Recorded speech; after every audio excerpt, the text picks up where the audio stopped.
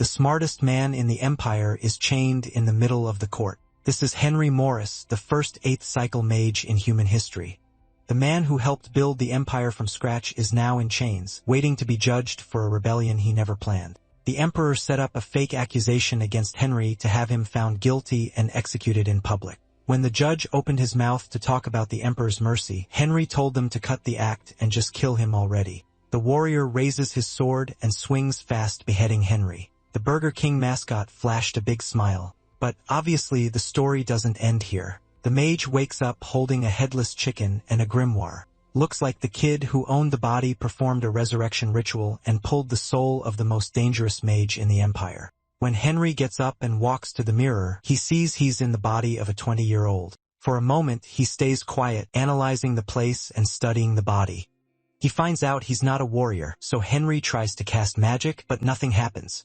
He keeps trying anyway until a magic orb appears in his chest. After completing the first magic circle in his heart, Henry says that's enough for today and decides to go out for a bit. Leaving the room, he finds the guard asleep. Henry lets out a yell that wakes the guard up and makes him jump to his feet. Henry just stares at him, wondering what's wrong with this guard. The mage kept staring while the guard looked back, completely lost. Then Henry loses it, decides the guard looks like a soccer ball, and boots the chubby guy right in the leg. The man is wondering what he did wrong and why he's getting beaten up, and then Henry, not satisfied at all, kicks him in the face. Yikes! The old man has lost his mind. Henry started calling the guard useless. Even though the chubby guy had no idea what was going on, he just apologized. The mage tells him to lift his head, and the poor guy already thought he was about to get hit again. But the mage says he'll show mercy this time.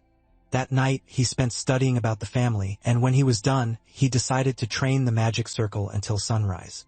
When the sun comes up, he's soaked in sweat, exhausted, but with the first circle locked in his chest. The chubby guy walks into the room with a basin of water for the boy.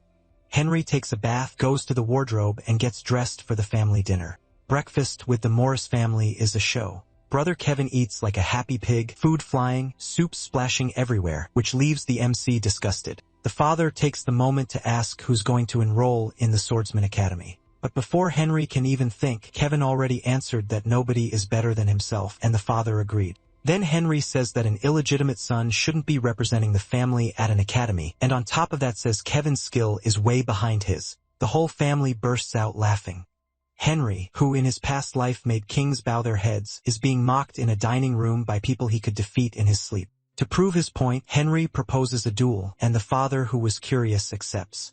Outside, Kevin is laughing as he tosses the sword to his brother. He thinks this is going to be a quick beating, and it is, just not the way he's thinking. What nobody sees is Henry activating reinforcement magic before taking his first step. Muscle strength, agility, and reflexes, all boosted by his magic.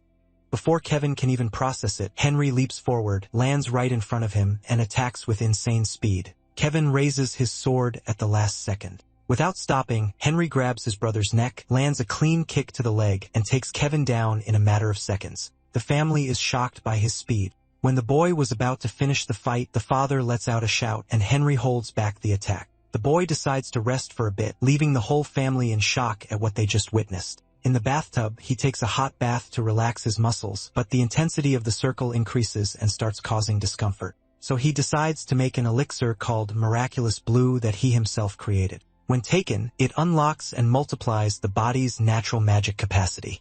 The guard went to get the ingredients, but there's a problem. The green crow flower can't be obtained because bandits are blocking the route. Henry then tells the servant to grab 2 horses and a sword because he's going to handle this personally.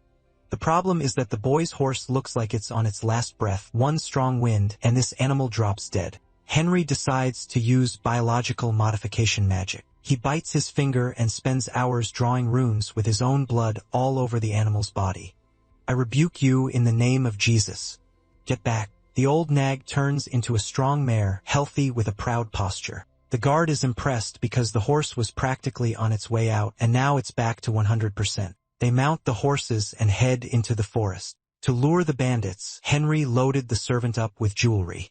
The horses start trotting slowly, hoping to run into the bandits as soon as possible. It doesn't take long for the group to gather in front of the adventurers, ordering them to stop. These people showed up fast, making the ogre really nervous, afraid of losing his life. Thinking it over, the MC knew these people were good at hiding, but they're more careful than he thought. The leader starts laughing, asking what the boys are doing because it looks like they're shouting to get captured. Curious, the hero asks if the person in front of him is in fact the leader of all these people. The boy's guess is that these people need a lot of gold for the leader to have to show himself. Actually, the man's demand is that if all the jewels are handed over, their lives will be spared. Still, that doesn't scare the protagonist at all, who's relaxed and calm about it. In fact, he's so confident that he cracks a happy smile, knowing this is going to be an interesting moment. Seeing they're surrounded, the servant asks his master what they'll do to survive this clash, which is definitely dangerous. He realizes there must be well over 20 soldiers here, and doesn't know how he's going to fight them all. The master says everything will be over when the man wakes up from his afternoon nap. That annoys the fat guy, who wonders what the boy is trying to say with that, so he winds up a strike toward the servant's head. That's what he does, slapping him across the face like he's scolding him. The slap was so sudden, it was enough to make the big man fall to the ground, leaving him vulnerable for the bandits to attack. When he hit the ground, he banged his head and passed out, starting an involuntary nap. Getting off the mare, he talks to her, asking the girl to wait patiently. Looking like a maniac, the group leader asks what his opponent is trying to do, thinking the guy is crazy. The explanation is that the protagonist put his servant to sleep since he would end up becoming a burden and deadweight throughout this whole fight. It's weird because the boy is planning to defeat all these men by himself, which is really hard. The MC starts counting, one by one, how many soldiers are around him to gauge the strength of his attacks. After counting, he realizes there are only 25, saying it in a tone of contempt, thinking it would be way harder to face them all. The man thinks his opponent is nuts because he's paying attention to useless things, but he replies that they'll see at the end of the fight who the real lunatic is. Story. Then right away, he snaps his fingers, releasing a powerful sudden purple magic to start the fight. Blue bubbles appear on the bandits' heads, putting them at a disadvantage. In fact, all the bandits get wrapped up in these blue water bubbles, getting extremely confused, not knowing what's happening. The bubble, dangerously, starts to cover everyone's head, taking away all the oxygen. Proudly, the boy says he shouldn't dirty his hands when he's only taking down a few weak, useless bandits. Without wasting time, the fight is over before it even begins. With most of the soldiers dropping to the ground, out of air, the leader still hasn't been taken out because he's tougher, but he's running out of air and out of options. With all his strength, he struggles to pull the water bubble off his head, panicking because he can't breathe. It's not enough, and he ends up falling to the ground just like his fighting buddies, like he's nobody. To top it off and show his authority, the mage starts summoning a fireball that scares the leader because he didn't know his opponent was that powerful. Without any mercy, the boy launches the fireball toward the bandits. The spot he was aiming at wasn't the bandits, but some point much farther behind. That explosion is really loud and makes a huge noise, scaring the leader and making him cry like a scared little kid. Annoyed, the boy says there will be consequences if he sees any of those idiots' faces around here again. He threatens them, saying none of them will make it out alive if they're seen in this area again. Some time passes, and everyone leaves, clearing the way for the trade route. The fat guy keeps on napping, having lost the whole fight in the blink of an eye. Caught off guard, he wakes up startled, not understanding what's going on, because all of a sudden he was on the ground. He asks his master what happened to those bandits who were surrounding them because they vanished into thin air. Lying, the master answers that he thinks they all ran off without telling the whole truth. That leaves the ogre speechless, not understanding what's going on since that group was known for being violent. The hero tells his servant to make sure he doesn't forget anything and to hurry up so they can head back home. The ogre doesn't understand anything that's happening because he suddenly passed out and woke up with no bandits around. Some time passes, and the adventurers return to the Baron's house, having completed their main objective. Unfortunately, none of the jewels were stolen in the process, keeping them from bringing any trouble to the family. The hero says he'll return all those items to where they came from, like they never even left. He jokes with his servant not to steal any of that gear, asking if he didn't lose anything, which annoys him a bit because he'd never steal any of it, let alone lose something that valuable. The time to return Jade to the stable has come, and the hero needs to say goodbye to his precious mare. Slowly, the two walk side by side toward the entrance. All of a sudden, the MC is tipped off by some strange presence near the stable, which completely grabs his attention. The stable hand welcomes his master back, bowing deeply, an elderly man. The boy says he's there to return the horse to its place, but he also wants to take a look at the other stalls to see what's inside. Clearly, the old man can't really say no, so he goes along with it and lets the boy do whatever he wants. Suddenly, the blonde wakes up bedridden after being defeated in front of everyone. All bandaged up, he notices his mother there, who'd been taking care of him the whole time to prevent worse injuries. Still feeling aches all over his body, he wonders what happened for him to end up there. After hearing the whole story, he can't believe it as he replays the scenes, wondering if he really lost. Irritated, the blonde woman curses at her son, asking what kind of training he'd been doing all this time to get beaten. He thinks to himself there's no way that happened because he's way more skilled than the protagonist. More than anything, the image of his brother pops into his head, and he thinks his brother is really lazy and could never have beaten him. After all, he's never missed a day of training in his life and has always been super focused on his craft. And then he got beaten by his lazy brother, and that makes him suspicious about what's going on. He yells again that this is completely impossible and could never have happened. For real. The protagonist starts heading toward the stables with his mare behind him, walking slowly. That white horse belongs to the lord of the house, and everyone takes careful care of it. The other one is the young man's horse, Master Kevin's, which is also extremely well cared for, making the MC think the horse's conditions are good, especially since his was neglected and forgotten. The last question is where his mare's stall is, so she can stay calm and relaxed. The old man points to one of the last ones inside the stable, a bit hesitant. When he looks, the MC is a little shocked by how the place looks, confused about whether this is really the right stall for his animal. Looking again, he realizes it's damp and dirty, which pisses him off because it's not being taken care of at all. Saying the mare's name is Jade, he says he'll treat it as an honest mistake, but from now on, he wants them to be really careful. Embarrassed, the man says he'll start taking really good care of the girl and apologizes. As he leaves, he's happy the man took it well and didn't try to talk back to any of his lectures, and he says not to forget to take care of the horses, and that the next time he comes here and any of these animals are in terrible shape, there will be consequences. Scared, the old man says he understands, wondering what the consequences will be for doing a bad job. Lastly, you give your mayor a pat, praising her for the good job getting you to your goal. Night falls inside the castle, and people keep going about their chores like normal. At the dinner table, the father calls out his oldest son because there's something on his mind he wants to talk to him about. The man wants to discuss the duel that happened this morning, asking what his boy thinks about all of it. While having coffee, the boy says everything's fine, and he didn't take any really serious damage. However, he throws the question back at the concubine, asking what she thinks about everything that happened. Annoyed, she tries to hold her tongue, says her opinion doesn't matter, and asks them to keep talking. Getting up from the table, bothered by knowing her son was defeated, she says she's going to go do her chores. A whirlwind of thoughts is going through the woman's head as she leaves, making the other two men confused about what's going on. The father asks when his son learned to fight so well because he'd never shown that experienced side to the family before. The boy argues that he's not that good with blades and was just trying to teach his brother a lesson since he's spoiled. The father asks if the boy is really going to the Swordsman Academy, and he answers that he won't and thinks his brother should go. Leaving the head of the family surprised, he wonders why the boy changed his mind so suddenly for no reason. Explaining that he thought about it a lot because he believes his brother has more of the skills needed to start classes. The father notices his son is giving different reasons than this morning, asking if he didn't say his brother wasn't good.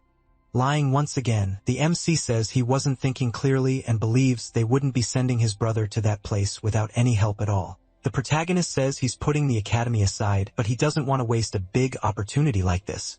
Saying he just wanted to test that kid, he asks his father to send his brother to his room. The Baron thinks all of this is weird, saying his son is sounding like a stranger, but he'll do as asked. Excited, the boy also says he heard some rumors that the bandit group that was robbing people on the trade route disappeared. Surprised, the old man is confused, asking if it really is who he's thinking it is. The boy confirms that the merchant stopped getting robbed, making the father say he'll ask his men to confirm it. Everyone heads to their rooms because there's nothing else to talk about at this dinner, and they need to sleep.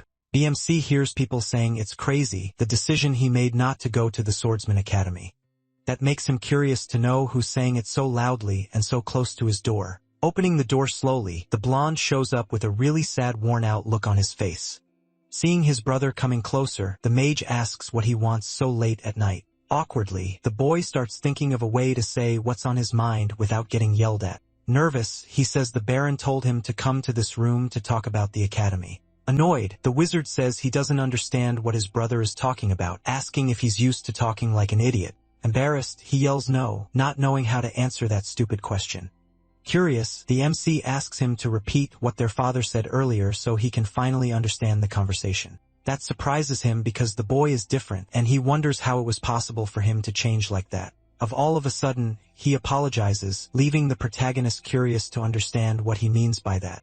He's talking about the times he was rude to his older brother and everything he did without knowing his place. He managed to teach the boy a lesson and says he really decided to give up going to the academy. That leaves the blonde confused and surprised because he wasn't expecting that kind of sudden info. But even though he gave up, that doesn't mean the chance automatically goes to the younger brother. Even so, he believes the boy really wanted to go. That's why he's giving him the chance to do it. But there's a condition. Right away, eager to know, Kevin says he'll accept any kind of demand, not knowing what the request will be. Then the hero says he doesn't need to make such a big deal out of it and asks if he's heard of someone called Burnhunt. After thinking for a bit, he asks if he means a place north of the house. It's explained that the protagonist has some business to take care of there, but he asks his brother to go handle it in his place. He says that one of this place's regional products is the green flower, which he really needs to make his elixir. So the request is for Kevin to go there and fetch that item in person, asking if he thinks he'll be able to do it. Right away, the blonde guy yells yes, and that he'll definitely manage it. No doubt about it. But before he goes, the MC says he has things to say and warn him about, but he really drags out the suspense. He explains that even though it's something you can stockpile, he needs to act fast if he wants his revenge. He tells his brother he has, at most, 6 days to go there and get back in time with the product. That makes him nervous, thinking that if he doesn't sleep, 6 days is only enough time to stay focused. Playing an emotional game, the hero says that if it's too hard, he doesn't have to push himself to do it. Screaming at the top of his lungs, he says he'll do it because he wants to prove to his older brother that he's useful and that he's an important person too. With a smile on his face, the mage is happy because he finally convinced the boy to do a job. Night falls at the stable and something is wrong because the doors are open. For some reason, all the horses are loose in the wind, free out in the area outside the stall. With no supervision at all, we can see the white horse, which seems to be the most majestic of them all, walking around. He starts staring at the protagonist's horse really closely because something is bothering him. Jade is really calm near the place where they drink water, not caring about what's happening around her. That annoys the white one, who charges at her in a rage for some unexplained reason. He runs and lunges at his target, coming in with his head toward the back of the animal. Jade is so at peace that she doesn't even notice something coming closer, and she's dozing off, looking at the horizon, which gives her calm and peace. Being a really trouble-making horse, the white one readies a powerful bite with his teeth. He bites into his opponent's hide, trying to hurt as much as possible and mess up the target. That scares Jade because she wasn't expecting an animal attack. As a reaction and defense, she kicks with all her strength into the head of the animal that attacked her. The impact was so strong, it knocks the white one to the ground, leaving him confused about what's happening. That just makes him angrier, and he starts getting up with a look full of hate, remembering the time when Jade was malnourished, when nobody cared, and she was mistreated by everyone. All of that changed after the protagonist showed up, who fully healed the mare, making her even more intimidating. Now she's way more imposing and isn't afraid of anything. Not even the white horse scares her. A loud scream can be heard, showing that the white one got punished for his bad behavior. Someone desperate is yelling for Vernon, wondering where that man is. The old man shows up, asking what's going wrong and why they're screaming. Annoyed, he wonders why his horse is like that, because he must be seeing something wrong. The poor animal is down, really weak, with no strength at all to move or get up. He wonders why the majestic white one is like that. Realizing something is going on, Kevin says, rightly, that if the stable caretaker doesn't know, nobody else will. On his knees, the man says this can't be happening and begs to be spared, remembering the threat. He explains that he really doesn't know because everything was fine. He's ordered to find another horse. Thinking about why this is happening, he realizes there isn't any other good horse available. The only other one that can do the job is the brown horse that attacked the white one last night. Even with the old man trying to say that horse belongs to someone else, the blonde guy won't listen, tells him to shut up, and tries to saddle the horse any way he can, not caring about the animal's well-being. Seeing he's being forced to do something he doesn't want, the horse, skittish and defiant, tries to intimidate and attack the boy. The blonde guy just stands there watching as the hoof comes toward his face to land a deadly hit. The horse slams its hooves down hard, smashing up the spot where it stomps. Luckily, the old man manages to save the boy from the attack, but the horse still seems angry. After being saved, the swordsman starts wondering what's wrong with that horse that attacked him. The old man tells him to calm down because that is actually Master Henry's horse. Finally, the blonde guy starts thinking something's off because his brother's horse wasn't like this. It's explained that if the boy needs a horse, he should use the one kept for emergencies. Thinking about all of that makes the boy break out in a cold sweat because he doesn't understand what's really going on. Getting up still kind of dazed, he punches the wall out of sheer anger because what's happening is really weird and unexpected. As he takes the horse and heads toward his goal, he thinks about how he was intimidated and almost taken out by a horse. With every second that passes, he gets farther and farther away since he can't waste time. Looking out the window, the MC wonders if, now that his brother has left, all he has to do is wait. But, actually, his plan is to build a strong body so he can handle the most powerful poison in the world. The foundation of that strong body is the mana of ordinary people called aura, which is something different from magic. Mastering that kind of mana is easy, but the person has to put themselves through brutal training to always reach their limit. After all that effort, the user will be able to notice and realize that they've finally gained aura in their body. He remembers a memory from the past, when one of his companions called him over to train. He argued it was to strengthen the mage's weak body and make him stronger overall. In the present, he curses that warrior as annoying because back then, he really didn't want to train at all. He keeps looking out the window for a few minutes, thinking about what he should do with all this free time. Someone tells the young master that they've arrived at the desired location. Going inside, the MC tells his servant to come get him as soon as lunch is ready. According to his family tree, there are only 2 swordsmen in the family, and one of them is the lord of the mansion and a baron named Hans Morris. The second is the head of the families and the mansion's security, the captain of the guards, Byrne. So finding out the captain of the guards is a sword specialist catches the protagonist's attention. Slowly, he goes in without drawing any attention because of how quiet and low-key he is. Seeing the place shocks him because it's way quieter than he thought, and he wonders if everyone is out doing chores. Suddenly, a little girl carrying a bag shows up, asking if the person in front of her is the master. He tells her to forget all the formalities and asks where the lord is right now. She answers that at this exact moment, he's in the back of the guard post. After hearing that, the boy walks along the mansion wall, trying to find the right spot. While he's walking, someone shows up, surprised to see the baron's son in that place.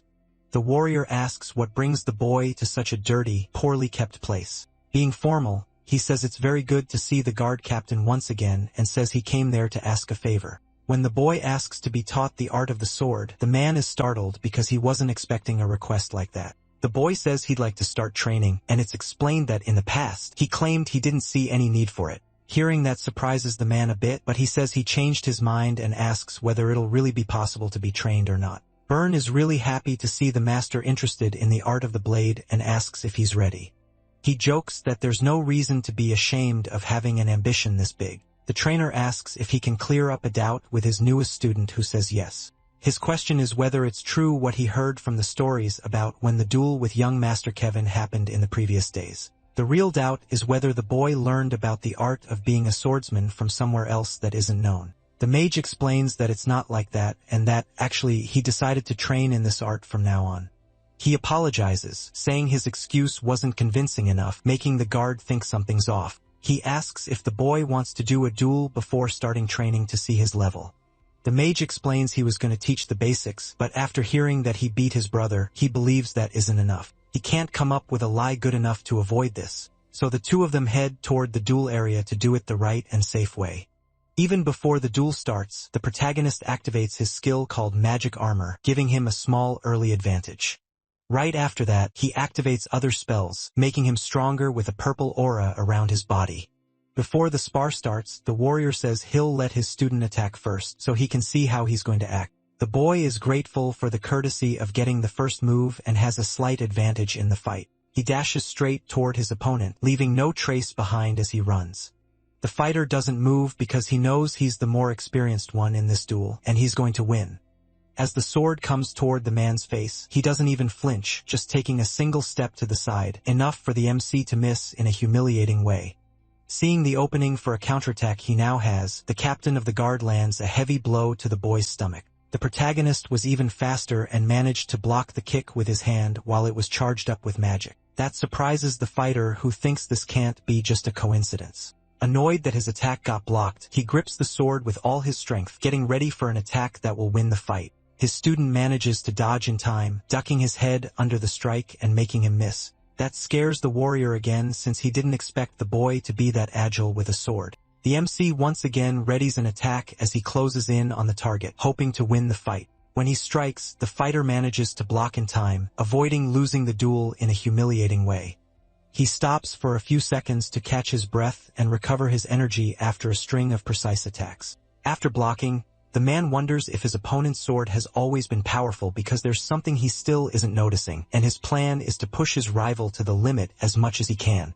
Then he prepares another attack toward the MC, giving him little room to defend or react. He swings the wooden blade with all the strength of his body and says this is the real strike. Even so, the boy manages to block the impact at the last second with the wood of his sword, avoiding taking damage to his body, which is pretty funny to the commander because trying to block that attack is a terrible decision. The MC thinks that must be why the man is called the commander of the guards because besides the mana of Aurora he carries, his skill with blades is on another level. He wonders why the man is out in a rural area when he's skilled enough to be in the army. The commander keeps pressing forward, setting up an attack toward his target. And even if he misses, he'll still reach him. While blocking the blow, the MC thinks that if this keeps up, he's really going to run out of energy. The hit he took was so strong, it almost made the protagonist fall, knocking his sword to the ground. Without giving him even a second to rest, the warrior keeps striking non-stop, trying to end the fight as soon as possible. Blocking attack after attack without a break is wearing the protagonist out.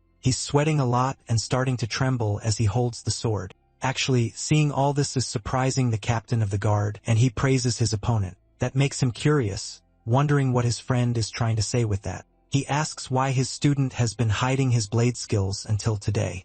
Hearing that leaves the commander confused because he doesn't believe you can learn the art of the sword just by watching others fight. When it comes to blade work, it's impossible to learn based only on movement. Really tired and sweating a lot. The boy says this is beyond what he expected for this duel. Leaving the man even more confused, he asks what his opponent is trying to say with all of this. The student says that since he's going to be retrained starting now, talking casually doesn't seem like the right way to do this. Like, his trainer is really good at reading people naturally.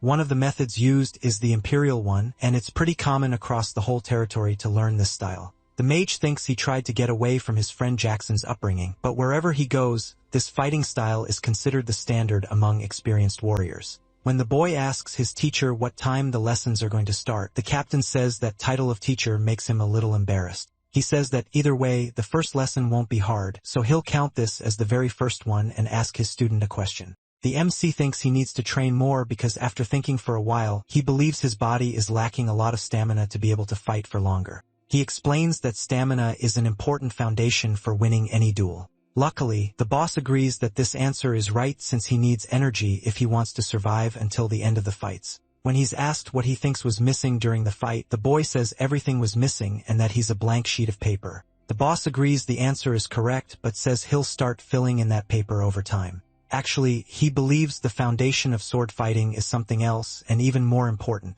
To everyone's surprise, the mage says the most important thing to learn first is footwork agility. The hero remembers his friend used to say the same thing about piecework jobs and that everything starts with good posture and agility. The boss notices his student isn't convinced by the argument that the foundation of blades isn't stamina. Letting go of his sword, he says he'll prove the difference personally. And from now on, he'll be defending and only dodging every attack, letting his opponent attack him. The master says he thinks his teacher is underestimating him, but that's another lesson for the future. With swords in hand, he'll follow the request and attack as much as he can, activating his first magic, the purple aura, strengthening his whole body. He warns that he's going to hit as hard as he can. Using all his speed, he rushes in without thinking twice, trying to land a hit. The captain of the guard manages to dodge without even moving a muscle in his face, knowing he's more agile. Without stopping, the boy keeps striking fast and non-stop, but he doesn't land a single blow even though he really wants to. He doesn't stop and keeps trying to hit his opponent with all the strength in his body, but the soldier keeps dodging without even thinking about what he's doing, like it's easy and effortless. The last dodge strike makes the hero lunge forward by accident, throwing his whole body ahead. The experienced warrior uses that chance to appear behind his student. Seeing his trainer is no longer in front of him, leaves the mage confused, wondering where he is and why he vanished so suddenly. The boss taps his disciple on the neck to warn him he's looking the wrong way. When the finger touches his body, the sorcerer gets startled and lets out a shout, and his mentor says they're going to stop the duel. Even though he used magic, he was still way too slow compared to his opponent and couldn't beat him.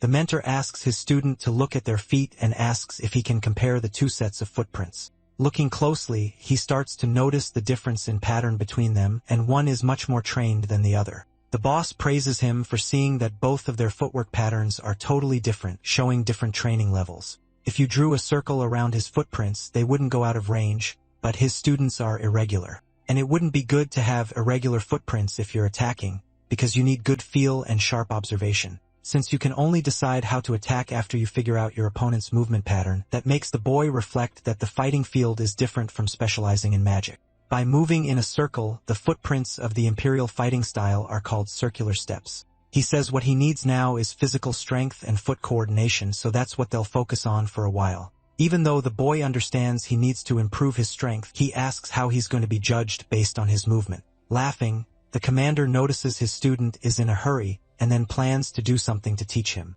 He proposes a challenge. If he can manage to touch him with one hand while using the correct way to move, he'll win something. Only if that happens will he teach him the art of the sword the right way.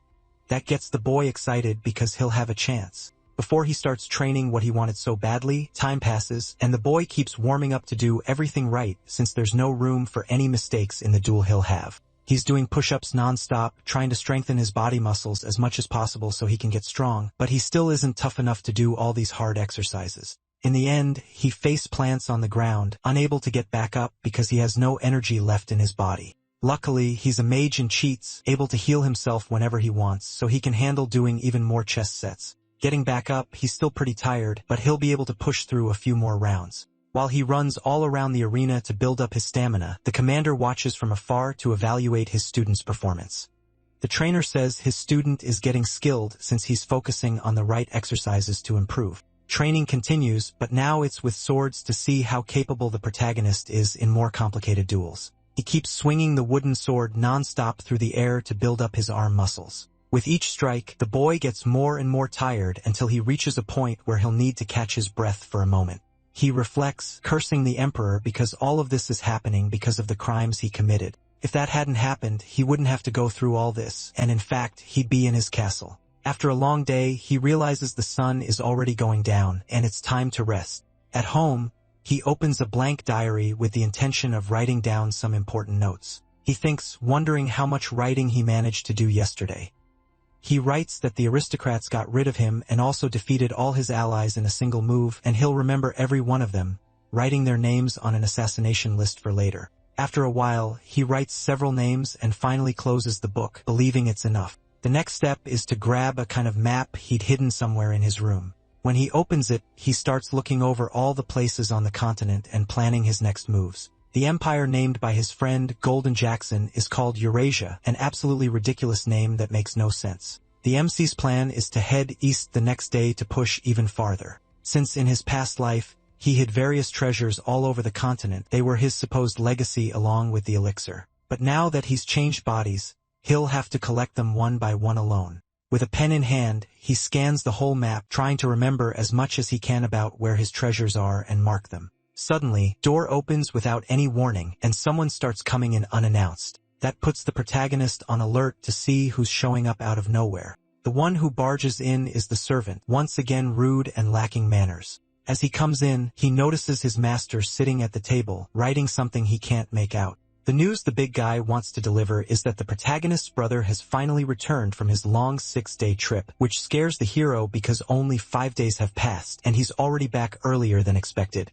Getting up startled to check if this information is true as soon as possible, he tells the servant to run and go welcome Kevin right away. The protagonist and his servant start heading toward Kevin's room to try to understand what's going on. There, the household staff are gathered around the door, also curious to figure out what happened. Right away, the servant coughs to get everyone's attention, like he wants them to clear out. This startles the staff who are shocked by the MC's appearance. Strangely curious, the mage asks why all the servants are gathered in front of the door. The girl explains that the young master is in terrible health right now, that's why everyone's like this, which scares the protagonist who wasn't expecting this to happen to his brother. The young woman says she believes the boy was found by some bandits during the trip. This scares the sorcerer, who thought he'd wiped out all the wrongdoers in the area. Worried about his brother's health, he pushes to the front of everyone, trying to get into the room quickly. The first thing he sees worries him immensely because the boy is completely wrapped in bandages. He asks permission as he enters, so he won't bother anyone with his presence.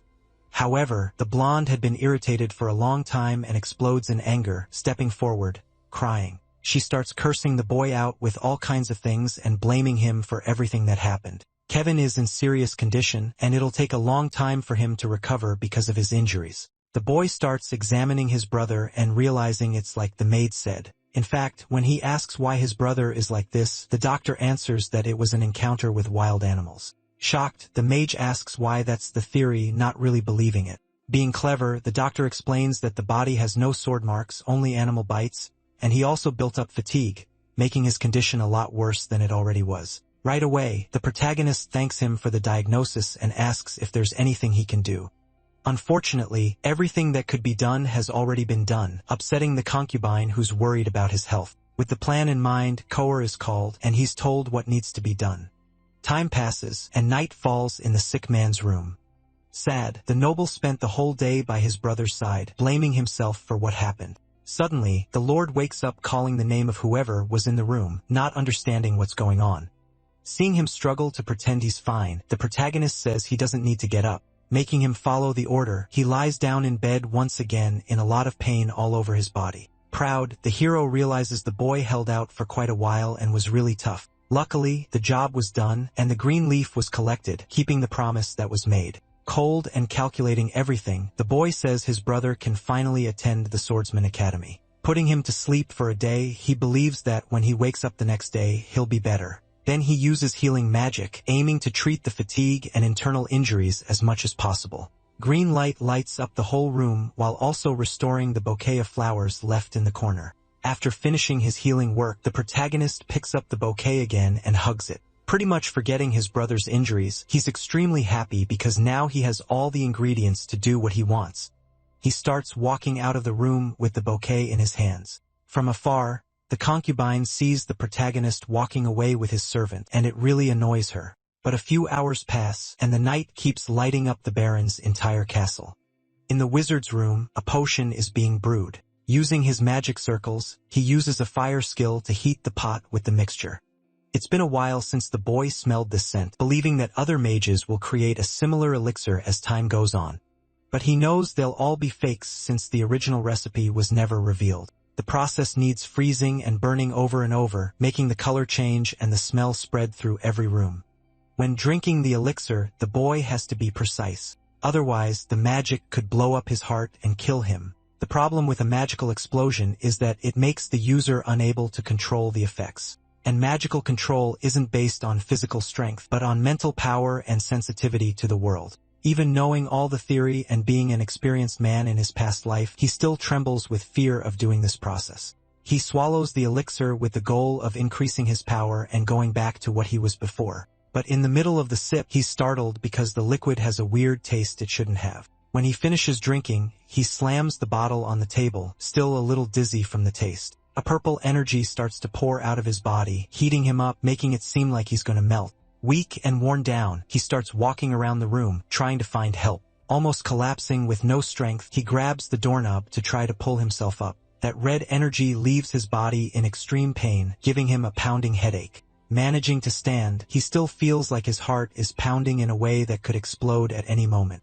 Being experienced, he knows a way to control this effect and sits down in a meditation position. Now the process is focusing and enduring the mental pain of his heart burning up. Trying to increase the cycle, the mage focuses in meditation to raise his powers. After a long while, the purple aura forms a dragon. Finally, the strength the protagonist wanted from the start. Thirsty for more skill and magical power, he orders the magical forces to give him more output. The purple energy keeps lighting up the whole room and boosting the boy's power. A level of pressure compared to the pain he felt when awakening the 8 circles is nothing compared to this. His whole body hurts like it's time to go to heaven, making it really hard to endure. The protagonist's heart keeps sending energy into his body to increase the output. Having to endure the pain, the boy realizes a new circle is emerging. This is unbelievable, which makes him wonder what's happening because this wasn't a good time for it to happen. The pain of all the elements together is making his body suffer a lot. The hero is managing to endure and keep 2 gates open at the same time, making the 5th ring appear from the 4th, known as the Blue Miracle Solution. The 5th domain of circles can't be conquered. And in the Magic Tower, mages who don't reach this level aren't called wizards. Wizards have more power than any army with authority equivalent to warriors. This is more than a surprising feat for the prince who wonders if he might be able to activate more rings. Unfortunately, forming 2 circles at once seems really difficult, and from the 6th on, he would need concentration. After it wears off, his body starts giving off a really rotten smell. That points to some kind of bad reaction or something going wrong, freaking the MC out and making him scared. Desperate, he throws his clothes on the floor to check the lower part of his torso. As soon as he takes everything off, you can see his body is way more muscular and better looking now. When he looks at his shirt, a dirty brownish stain is covering pretty much the whole fabric. When he looks toward the light, the hero starts to feel uneasy, like the brightness is bothering him. And even though it's clothes dried by magic, it looks like it hasn't been cleaned in hundreds of years. Curious to see what his body looks like and afraid something went wrong, he walks up to the mirror, still really dirty from the whole process. He looks at himself, shocked, trying to figure out when he got so strong. His muscles are toned now, giving him a body that could be the strongest among mages and warriors. That surprises him because he reached the awakened stage on top of gaining 2 more power circles. The awakening phenomenon only happens to people who deal with magic, pushing the body past natural limits. And most of the time, the skeleton is remade and the muscles grow exponentially.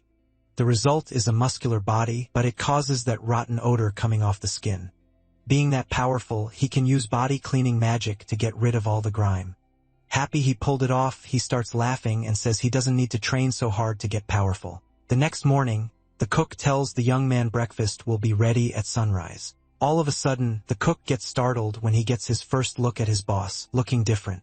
On the dirt road, someone falls to the ground for some reason that isn't explained. 2 peasants are walking near the mountain when they get scared by all the noise from the debris.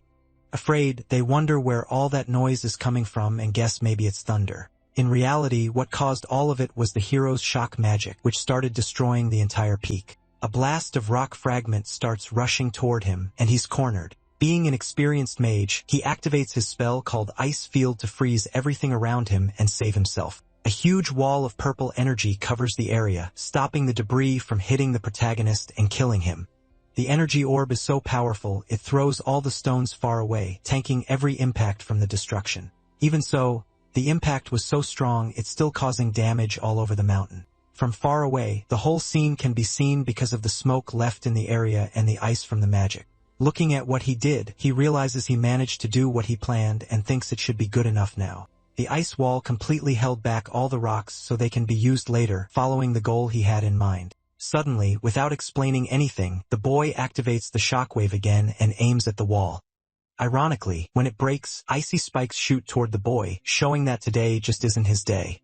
Annoyed at what's happening, he starts thinking again about what magic he's going to use to defend himself. The sharp spikes start falling to the ground, stabbing into the hard earth where they land. With solid footwork, he manages to dodge all the hits at high speed. He uses a spell that makes him even faster, letting him jump from spike to spike. The magic he's using is Circular Step, along with the training he did days ago, which made him pretty agile. Only a few seconds passed during all of this. And finally, the noble manages to escape all the impacts. Getting a bit tired after doing all that and spending a lot of mana on all the spells and dodges, with a smile on his face, he's happy for managing to complete his first challenge. After the morning training, the protagonist heads to the barracks to finally call his teacher for the challenge, which surprises him because it hasn't been many weeks since the boy started training, and he already thinks he's good enough to go through this. He's startled to realize the kid has already managed to master the skill, but a promise is a promise. The protagonist will have only 3 minutes to reach his trainer until the very last grain of sand falls. Even if his student said he understands, there's still one more thing to explain before everything starts. If he fails to succeed in 3 minutes, he'll get a harsh punishment when he leaves the fight. A little scared, the noble can't back out anymore and has to follow through with his revenge plan. To make things fair, promise you won't use magic this time, and you'll only test the awakening effects. Finally, the man flips the hourglass and says the test has started, letting the time run. Like magic, the MC bursts forward at high speed to close in on his target. He suddenly appears right behind the man, going full throttle as he runs. He throws his first shot at the face, but it gets dodged without much trouble. Without giving the target time to breathe, he's already turning and setting up another attack, hoping to end the clash fast. The footwork from both of them is like a dance, slipping past each other. But once again, the hit doesn't land, and the hero almost falls because of the miss. Being experienced, the mentor catches that moment of imbalance and starts setting up a plan. With great rhythm and footwork, the protagonist manages to steady himself and stay on his feet. Once again, the soldier dodges, leaning his body back before the hand can touch him.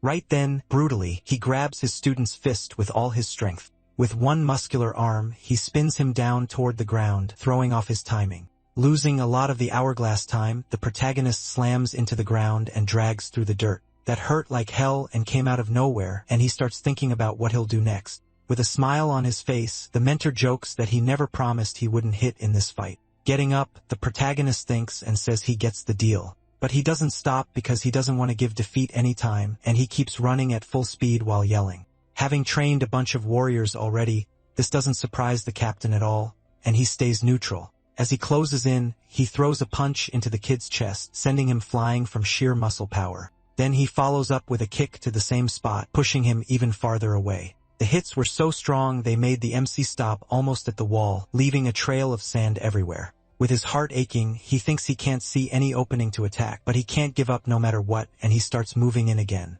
Even though he's hurting, he reaches his hand toward the target's face one more time. Unfortunately, it's not fast enough because the man counters and knocks the strike away.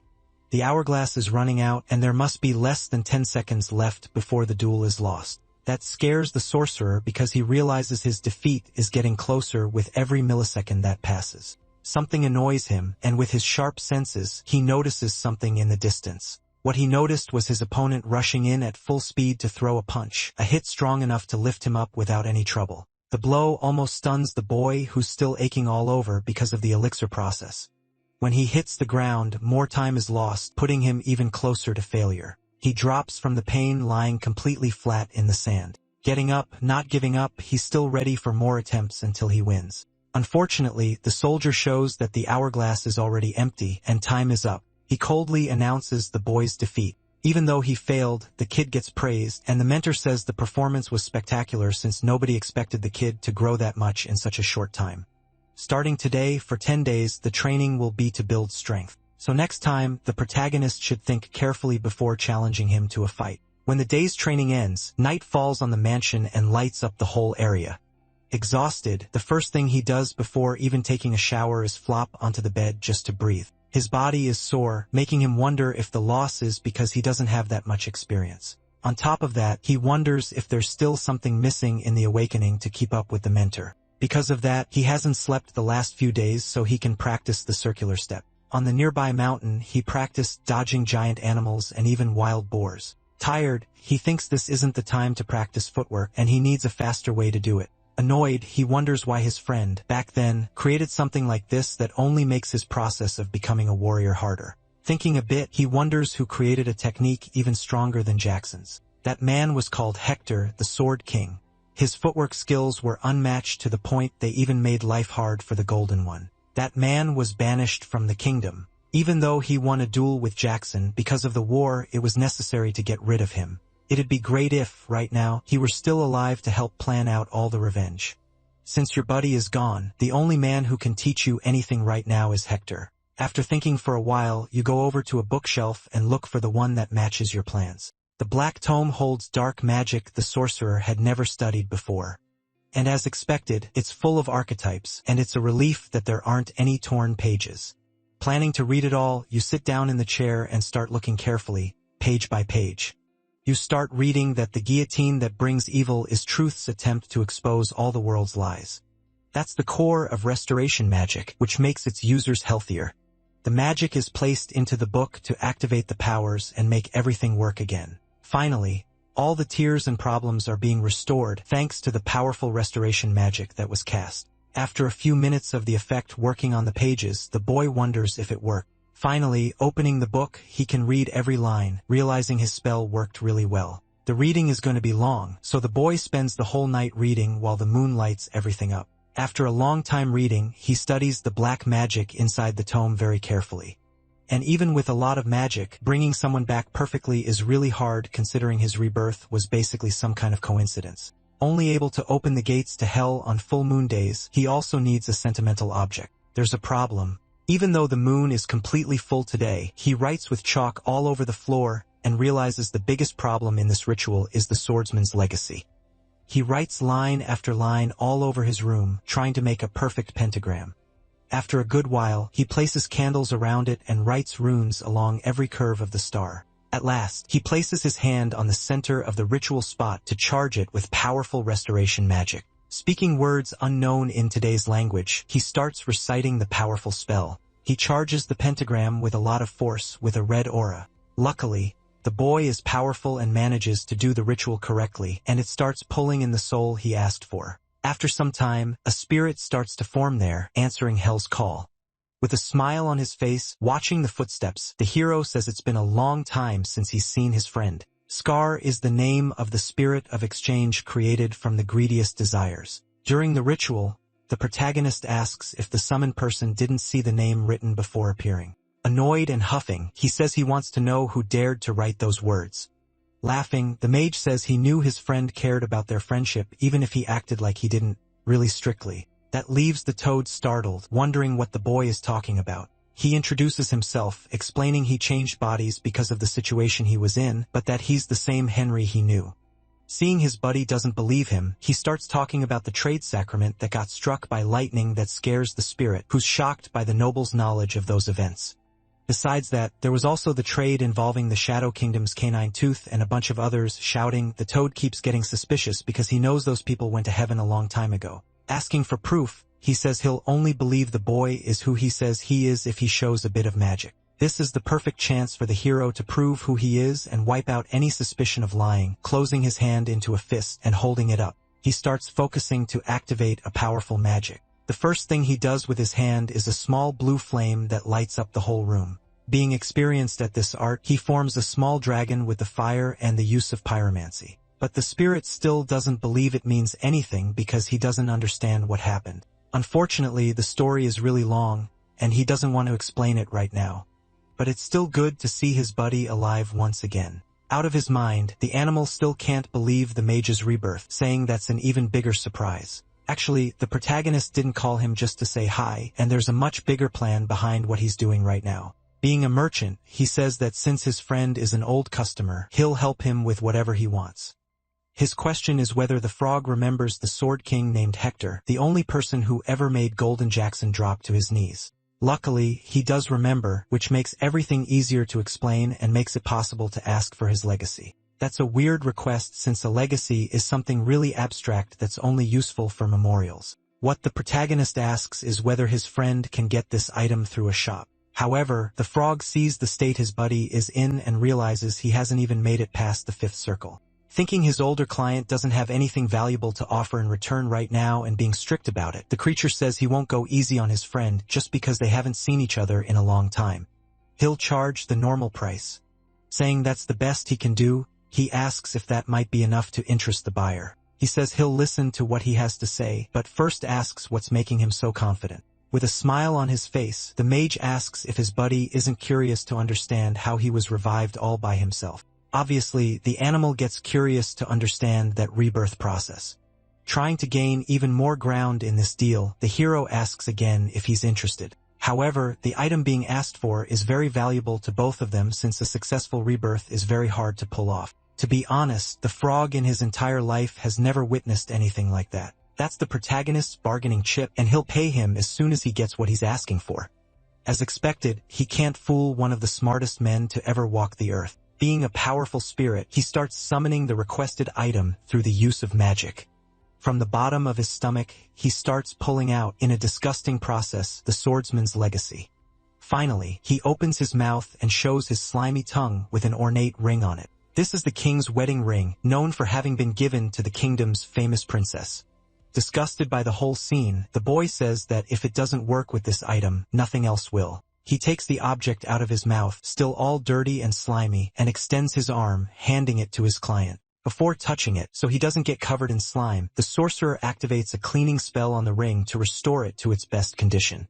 The protagonist feels extremely grossed out because his friend's saliva is green and slimy like a worm's. Luckily, when he takes the ring, he's happy, saying he did all of this with black magic. That startles the frog, who doesn't really understand why any of this. Once again, the mage says that the secret to the resurrection on the day his execution happened is something else. Realizing he was in some random room as soon as he regained consciousness, he started thinking about what could have caused it. Looking around, he noticed he had a necromancy book and a chicken in his hands. This body he's using is that of a necromancer who failed to activate the ritual and lost his soul. The explanation continues, with the MC saying he was restored because of the book and decided to read it. Either way, it was a strange, lucky coincidence. Luckily, the kid's mistake brought the sorcerer back to life, and that's all that's known about the resurrection. That pisses the frog off because he traded one of his most valuable items for an explanation that gives him no advantage. With a smile on his face, the protagonist asks what his buddy's problem is since he was being honest.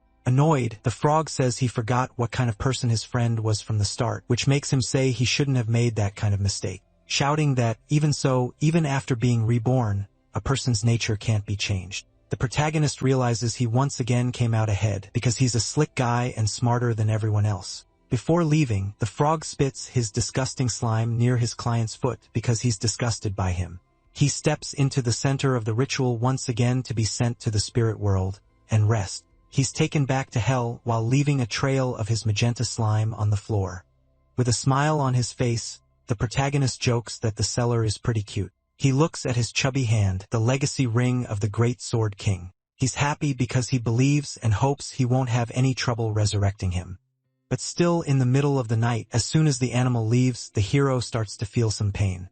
It's clear he dropped the ring on the floor, while a black sludge spills around it, dirtying everything. The muscular guy figures this blood should be enough to pull off the ritual properly. He grips his cut wrist as hard as he can while pushing through the pain. He starts chanting words that are impossible for normal people to understand. After all that, the area starts giving off a red energy and making the blood evaporate. That also causes a huge burst of light that blinds and stuns the hero for a few seconds.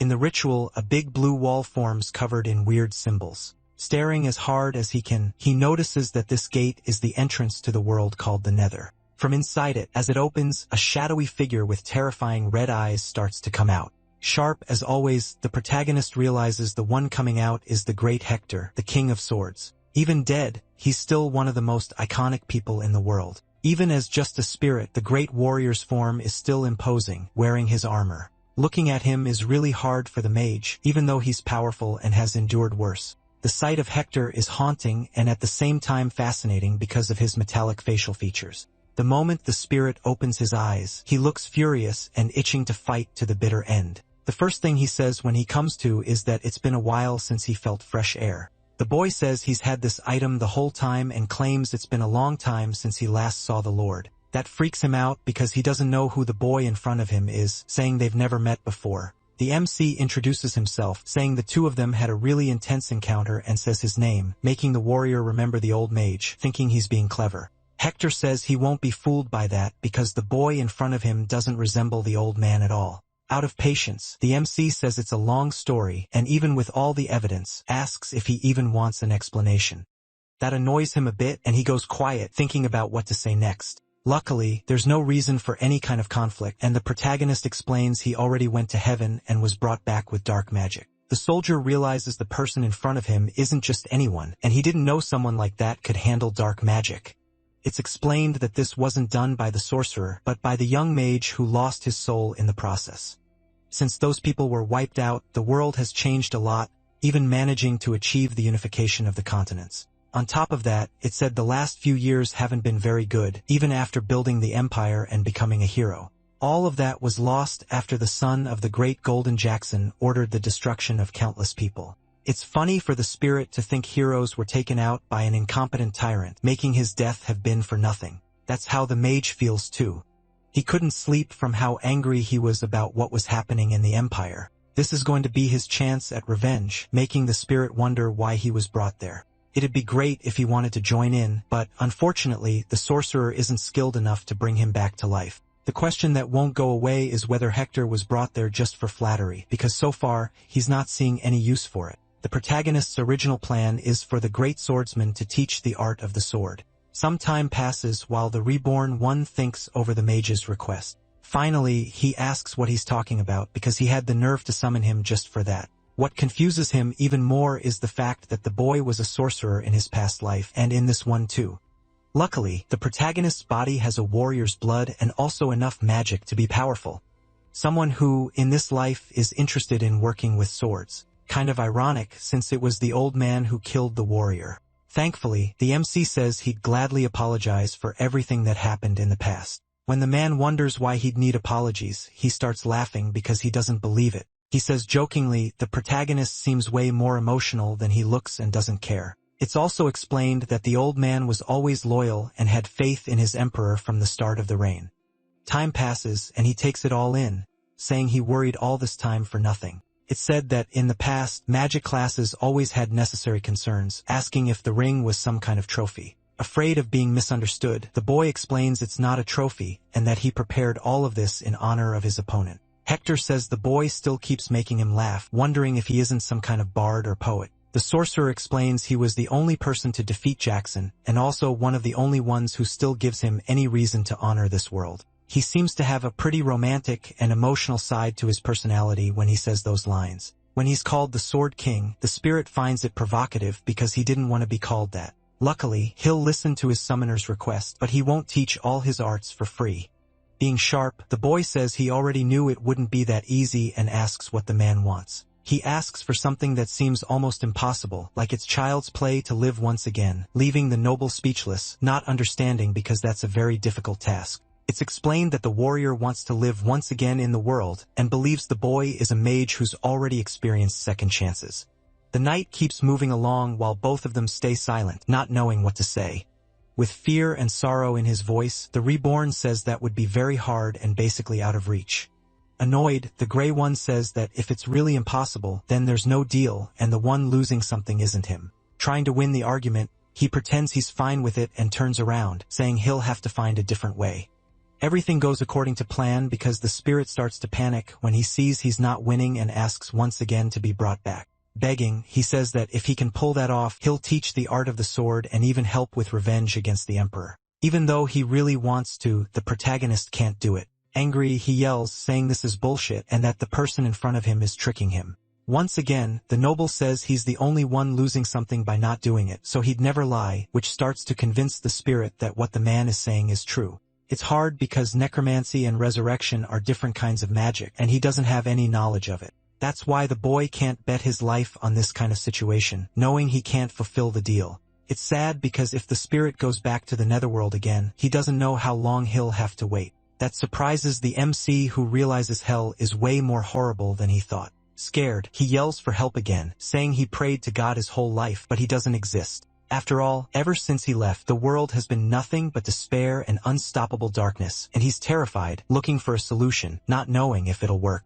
It's said that the MC's resurrection wasn't complete, even though it reached a high level. Even so, dark magic can tell different stories and do whatever it wants with the world. The question the muscular guy asks his summoned one is whether he knows some kind of necromancer, surprising him with the question. The rumor is that those people have the power to bring the dead back to life and make them walk. The concept is the same as leeches, since after their transformation, both have immortality and can even look like skeletons, but they're still human. And with their abilities, they can bring people back to life and become undead. If they followed them, they could possibly get information about more methods. As hard as this operation is, it's way better to be undead than to be someone stuck in an eternal prison of a world. Terrified, afraid of going back again, he asks the protagonist to promise he'll keep that promise, and that he'll be cursed if he can't. Luckily, the boy says he doesn't need to worry because he'll do this job with all his effort. The hand that was holding the valuable ring starts to throb with a purple energy. When he opens his hand, he notices that this energy is coming straight from the object, which is going full blast, lighting up the room with its glow.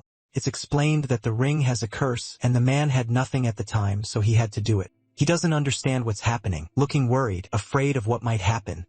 Understanding his companion's side, he says he'll call him at night on full moons, and he wants him to be waiting to train. Actually, there's no need to wait at all, and they can start training right away.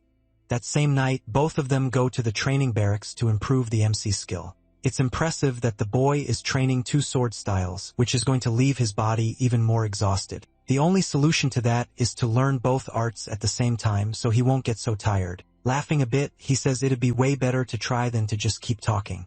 The trainer's first orders are for the boy to follow him and always stay in a battle stance, just like he showed. Unfortunately, he's got good posture, but being experienced with the circular step isn't a good thing right now. Right now, the only thing left is to try this new style, wondering what it's called so he can lock it into his mind. He says it doesn't need a name for that kind of thing, and it gets nicknamed the Hector step. As they start training, the spirit jokes that the name sounds great. He starts running at full speed while trying out this new kind of step, noticing it's way more uneven compared to the circular one, like he's dancing across the ground. This time, he's gonna make sure he can land a hit on his opponent. All of this is happening in the middle of the night. Throughout the training, the muscular guy suffers through it, hitting the ground a few times. They say he should have rested a bit before starting to train this hard since he doesn't have that much stamina for it, making the spirit realize the boy wants to defeat the emperor at any cost. While he's sweating on the ground, he asks what his trainer means by those lines. Hard work never fails when it comes to swordsmanship. The more you practice, the stronger you get. Before they go back to the lessons, the warrior asks him to forget that goal and asks what the plan is after defeating the captain of the guard. Without wasting a second, the protagonist says his next step is to master ore. The boy is taking baby steps, and that attitude is going to make a lot of people burst out laughing. Confident, he says that once he gets that power, he'll become one of the most powerful magic warriors, and that's going to be unavoidable, making the summoned one, the teacher, one of the greatest fighters on the continent. Something like that is dangerous, but that's the wrong way to think, because that way they'll be able to push magic levels way further. Finally, the MC gets tired of the talk and asks them to stop and keep going with endless training. The two of them stay in that place all night until the sun comes up and lights up the whole continent. Once again, with barely any rest, the training with the imperial swords keeps going. Even though he's experienced, all of this is really exhausting for the hero. Finally, after a lot of effort and time spent training, Burn admits he was finally defeated. Surprised by that, the hero looks around, wondering if he really won. It's confirmed that, yes, he beat the captain of the guard, following his own rules. That makes the sorcerer happy, showing on his face that it's one more step closer to his plan. He holds out his hand to shake his first trainers, praising him a lot, becoming pretty good friends along the way. The man says his student also gave it everything he had. A lot of time has passed since the first lesson with Hector, and he managed to practice his imperial sword skills in the morning. And at night, he practiced non-stop, doing that for 3 months until he mastered the skills. His goal at the moment was to defeat Burn, who was a sword specialist. Finally, he figures it's the right time to leave this mansion and chase his goals even farther. Before letting the boy go, he said he has to admit he was wrong, praising the kid as a misunderstood genius, which leaves him surprised by the stats his trainer gave him. But the man can say that with confidence because he only taught the basics, and the boy turned it into a totally different style. Happy, he thanks him for the compliments, realizing it's the pure truth from his friend. He'd stay there longer to fix his weak points in training, but he can't waste that time. It's pretty obvious that training horror is something you can't master with simple practice. But knowing that, the boy says he has a favor to ask his teacher, who's willing to listen. To his surprise, he thanks him and says he's thinking about leaving the mansion and joining the continent's army, asking if he knows anything about nobles' obligations, their aristocratic duties.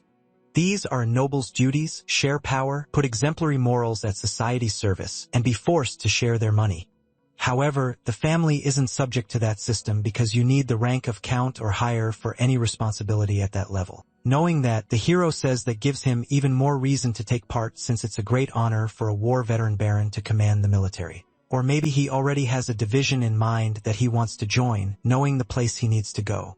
The question he can't stop thinking about is where that place is, called the Forest of All Evil. He says the boy can't go there because it's too dangerous, and the Lord wouldn't allow something that sudden. Actually, the young man got permission, and his father's condition was that he defeat the general, which he did, which is surprising to a man who can't believe how casually the Baron allowed something like that. He thinks it's nothing but nonsense, and that he needs to talk to his boss because he's against this rushed attitude. Annoyed, the hero says they can't stop him because it's already done, and his plans are already in motion. The next scene takes place inside the family mansion to talk about this decision. Talking to his boss, the man asks if he really gave the young man permission to go to that so-called Forest of All Evil. Without thinking twice, he says yes, but only if he completed a very difficult condition. To everyone's surprise, the protagonist shows up in the room, saying he's there after completing that condition, which leaves the two men shocked because they didn't believe it could be done. Curious, he asks his servant if it's true, ordering him to make the situation crystal clear. He says it's true and that he can't do anything else, not even lie about this matter. Thinking his son wouldn't be able to do it, he slams his fist on the table, saying it's impossible. Being fair, he says he kept his promise and asks once again to be allowed to go to the place he's wanted to go since the beginning. Worried about his student, he says the Lord can't allow such a thing because he could get hurt or something even worse could happen. Stepping in and taking the lead in the argument, he calls out to his father because he wants to say something very important. Asking for the chance to prove himself in this huge world, he says he needs to fight for his own goals. The Baron explains that his son doesn't know what's inside that forest because he's too young. He doesn't know the boy was an old man in his past life and is well aware of the dangers inside that place. The Forest of All Evil has a long history and is one of the most dangerous areas in the entire empire because it contains all kinds of devils.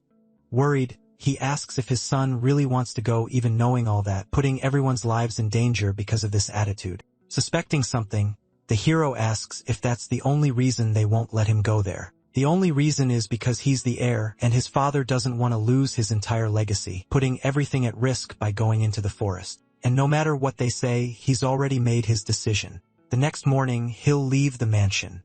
As elegant as ever, he bows and says goodbye before leaving on the mission. He leaves the room irritated because his friends didn't hold up their end of the deal. Slamming the door in anger, he tells himself it's goodbye to this place too. On the morning of his goal, as usual, the boy keeps training non-stop. While he trains, people talk about his trip to that so-called Forest of All Evil. Many servants are in the training area watching the MC, talking about this controversial family issue. One of the men asks if the Lord approved all this, but his real decision is unknown. Night falls once again across the continent, and the boy doesn't stop training for even a second. All of it is wearing him out. He takes a deep breath to get back the energy he spent during the day. He thinks maybe this training has already been enough and that if he pushes too far, he won't be able to recover. Showing up out of nowhere, the Baron praises his son, saying he's never seen that sword style before. He's fought many warriors all across the continent, and being surprised by something is rare. The man asks what style that was he just saw because from what he can tell, his son just created a new one from scratch. Without saying he trained with the spirit, he lies, saying he tweaked the imperial style to his own taste. He says that in all these years of his life, he misunderstood who his boy was and that he's finally starting to see it now. The mage asks what his father is talking about because he wants to understand more about his own story. It's explained that after the duel, the veteran realized the boy had more skill than he showed.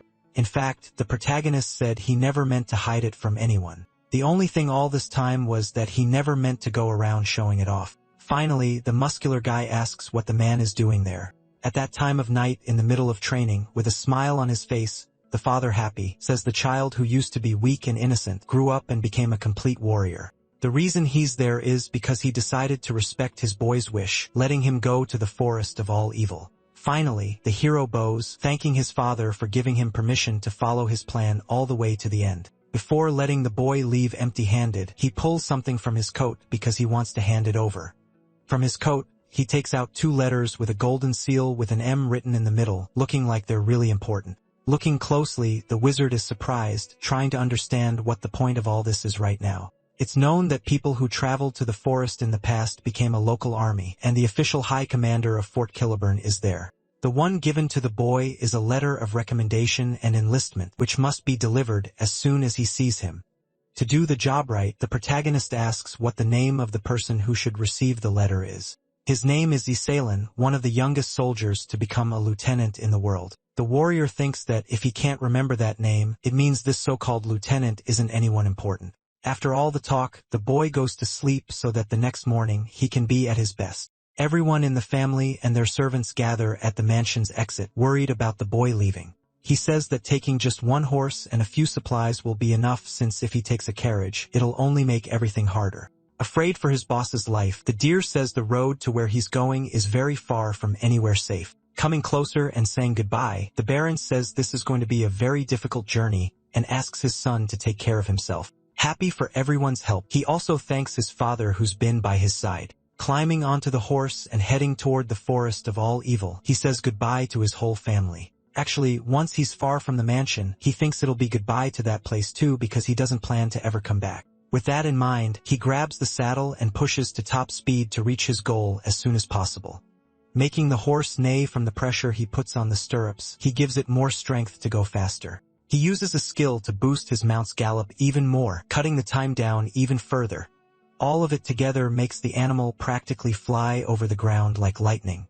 Noticing that makes the boy crack a smile, happy with the idea that he'll get his revenge as soon as possible. After a few hours of travel, he stops with his horse somewhere full of trees. Before moving away and leaving his horse alone with the dangers of the place, he activates a spell called Stone House. Suddenly, a huge cave made of rock appears out of nowhere in the middle of the trees. Then to light everything up, he activates his light ability, so he can enter the place safely. After that, he activates the cleaning skill, wiping out all the bacteria and worms that could bother him there. Basically, like a magical builder, he creates a bed out of stone using the soft stone spell. After finishing the whole process of making his home inside the cave, he goes back outside and walks up to Jade, giving her a pat on the head. Knowing his horse is intelligent, he orders her to make sure she finds her own food. It doesn't take much for the mare to understand the orders, which shows in her focused expression. To satisfy the hunger she'd been holding back all day, Jade started hunting without any mercy. After that, a week passes on the continent, and the view we have now is of the great Fort Calibburn. One of the spear soldiers guarding the place notices someone approaching the stone walls. He tries as hard as he can to see who's coming at full speed, afraid it might be an intruder. The only thing he can make out on the horizon is that the hooded figure has a yellowish-colored horse. The commander there wonders who it could be, and his guess is that maybe the capital sent a soldier. As he gets close to the gate, the hero realizes that the walls of the fort stretch for miles. The forest of all evil is one of the most dangerous places on the continent. All the soldiers and archers start gearing up, not afraid of anything. The protagonist gets off the horse slowly and calmly, knowing exactly what he's going to do. Before taking another step, someone orders him to stop where he is so he won't be a threat. They order the boy to identify himself and say why he's there. Without saying a word, he starts pulling the letters out from inside his coat. Actually, what he pulls out from his clothes is something even more surprising, because it's a pyramid-shaped object. Without explaining why, he hurls the item with all the strength in his arms straight at the commander. This object, by sheer luck or maybe the thrower's accuracy, doesn't hit the soldier, who gets to live another day. After that, it drops to the ground, making a metal on rock clang and drawing everyone's attention. When he finally sees the object lying there, the man is completely shocked by what he's looking at. Staring at the adventurer, he wonders how this person threw something so heavy from so far away. Finally picking up the golden piece, he wonders if it's some kind of ID card. A bit of time passes until he realizes this message might be coming from some important baron. He asks the hero to wait a moment because they're going to examine the item carefully so they don't make mistakes. After all that checking, the gate opens, letting the MC into the fort along with his mayor. The soldier apologizes for being rude, saying he was just doing his job. After that introduction, he hands the ID card back to its owner again because he doesn't want to be treated like some random thief. It's explained that the MC isn't offended and that, actually, this is his family's ID card. It's been a long time since he's seen anyone important at his fort, since he's the head of security and the one guarding the entrance. Once he realizes the person is trustworthy, the boy finally starts taking off his hood to introduce himself to. Finally showing his face, he says it's a pleasure to meet them, saying his name loud and clear. The first thing he says when he gets there is that he wants to enlist in the army as soon as possible. He explains he's talking about the obligations all nobles have to follow in this system, but the man didn't know a baron had a role in this method unless there's a reason that isn't being revealed. The only way for someone who's a baron to join the army is to volunteer to enlist. The boy's next step is to go to a specific room inside the fort to talk to someone who can get him set up for enlistment. Someone apologizes for making the adventurer wait so long outside before being called in. Luckily, the nerd managed to confirm that the name on the letter of recommendation is the same as the one the commander knows. He asks the protagonist to leave all the paperwork there and follow him to another room to wrap everything up. The protagonist starts looking at the fort's decor while thinking he'd assumed the guy was just some high-ranking commander. But honestly, all of this is giving him a really good feeling that everything's going to work out and go well. The sun lights up the whole area with beams of light, making the day bright as snow. When they reach the door, the commander inside lets them in so they don't waste too much time. The soldier introduces himself and says he brought the protagonist, who wanted to enlist. The bearded giant is the commander who welcomes the MC, asking if he's the son of that baron. Being polite, he asks the boy to come closer and sit in the chair, and he thanks him for treating him well. The soldier realizes the adventurer must have been through a lot of complicated stuff to make it to this fort. He says that just by looking, he can tell the man in front of him is an interesting person. Most people on the continent are impatiently waiting for their military service to end already.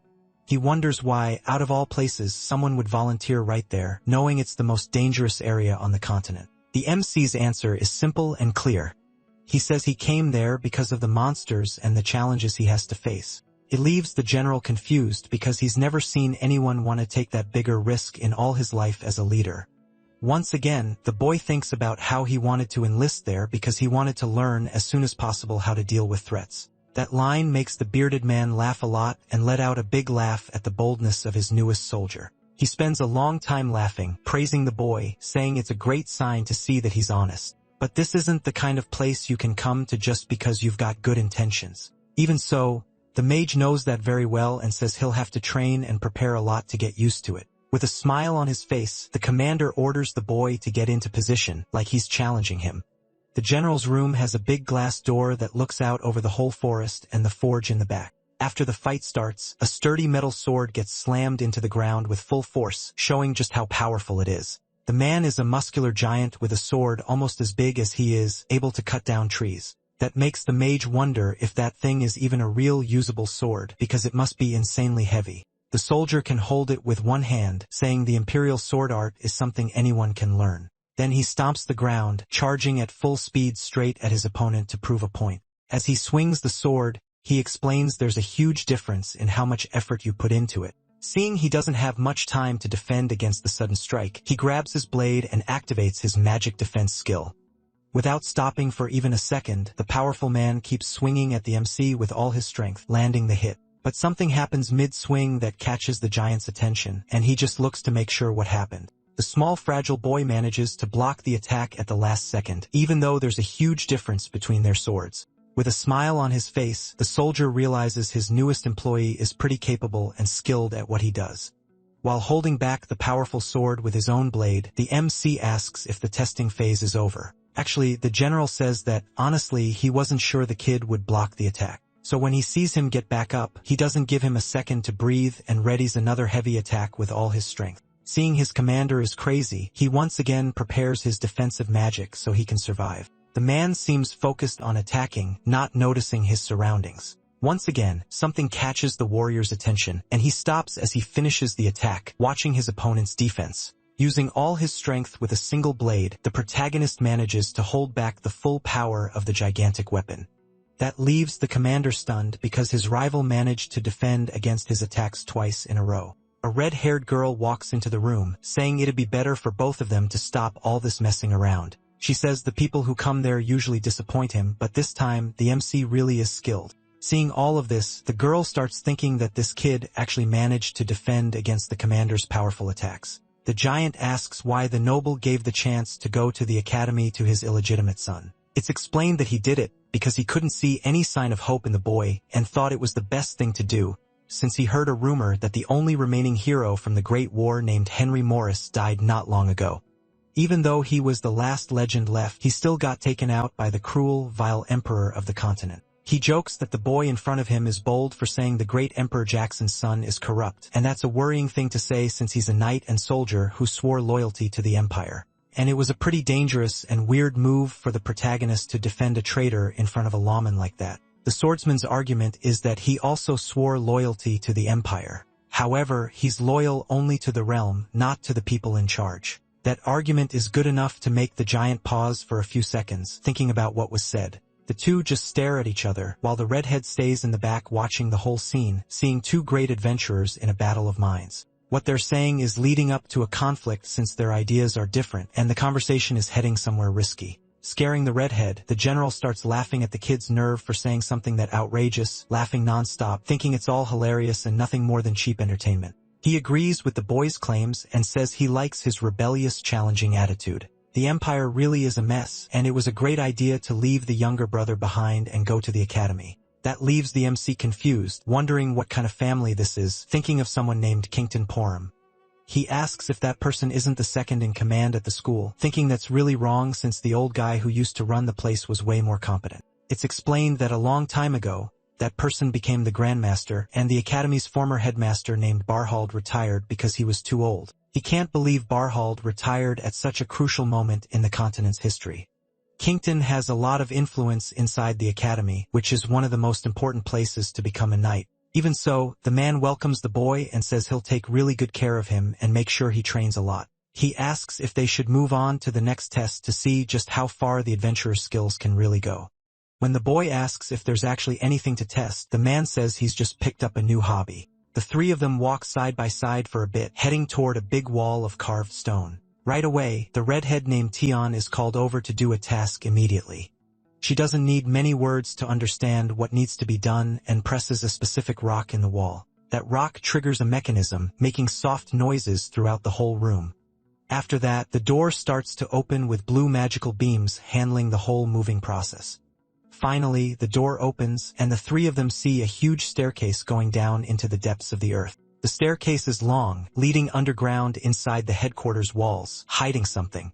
The first to step forward is the Grand General, who isn't afraid of anything ahead of him. As he follows his newest boss, the protagonist asks if there's something important about this place for them to be walking so fast. Acting all mysterious, the man says he already told him he started a new fun hobby he wants to test right away.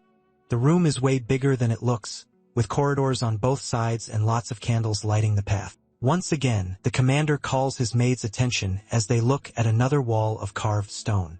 The girl knows where to press to activate the place's mechanisms and open another secret door. This time, the dungeon opens again, revealing yet another hidden compartment inside the fort. The first thing they notice when they look into the built war room is a pretty weird monster in the center. It looks like some kind of orc with a bunch of horns, maybe the child of some powerful demon. Its body is completely covered in sharp spikes, and its skin is rough and tough. Seeing that leaves the hero confused because he didn't think he'd see a monster inside the fort's grounds. He thinks about why the monster is there, but unfortunately he can't question his boss's actions right now. With his usual smile, the man asks his student how he feels after seeing a monster for the first time. The boy asks if that thing was captured alive to be brought there in secret. The man says this monster will be the boy's final test, and that if he can beat it, he'll definitely become part of the army. The boy thinks all of this is ridiculous, wondering if it isn't way too reckless to do a test like this right now. But he understands the whole process and asks again what he's supposed to do after defeating the enemy. The only goal is to kill the thing as soon as possible, to see how skilled the adventurer really is in a real fight. He pulls his sharp blade for the fight, noticing it has a few broken parts from the impacts earlier. He thinks he's nothing but a fox trying to be a bear, something he clearly isn't. Before starting the fight, he activates his defense skill to get stronger and more likely to win. Then, with purple mana pouring off his whole body, he activates defensive magic with his aura. He charges toward the huge monster in front of him at full speed. The general watches all of it from afar to judge his soldier's skills, while his maid is worried. As he gets closer, the monster notices the hero's presence and starts turning, crazed for blood. Watching the whole scene leaves the MC confused, staring hard at his rival's face.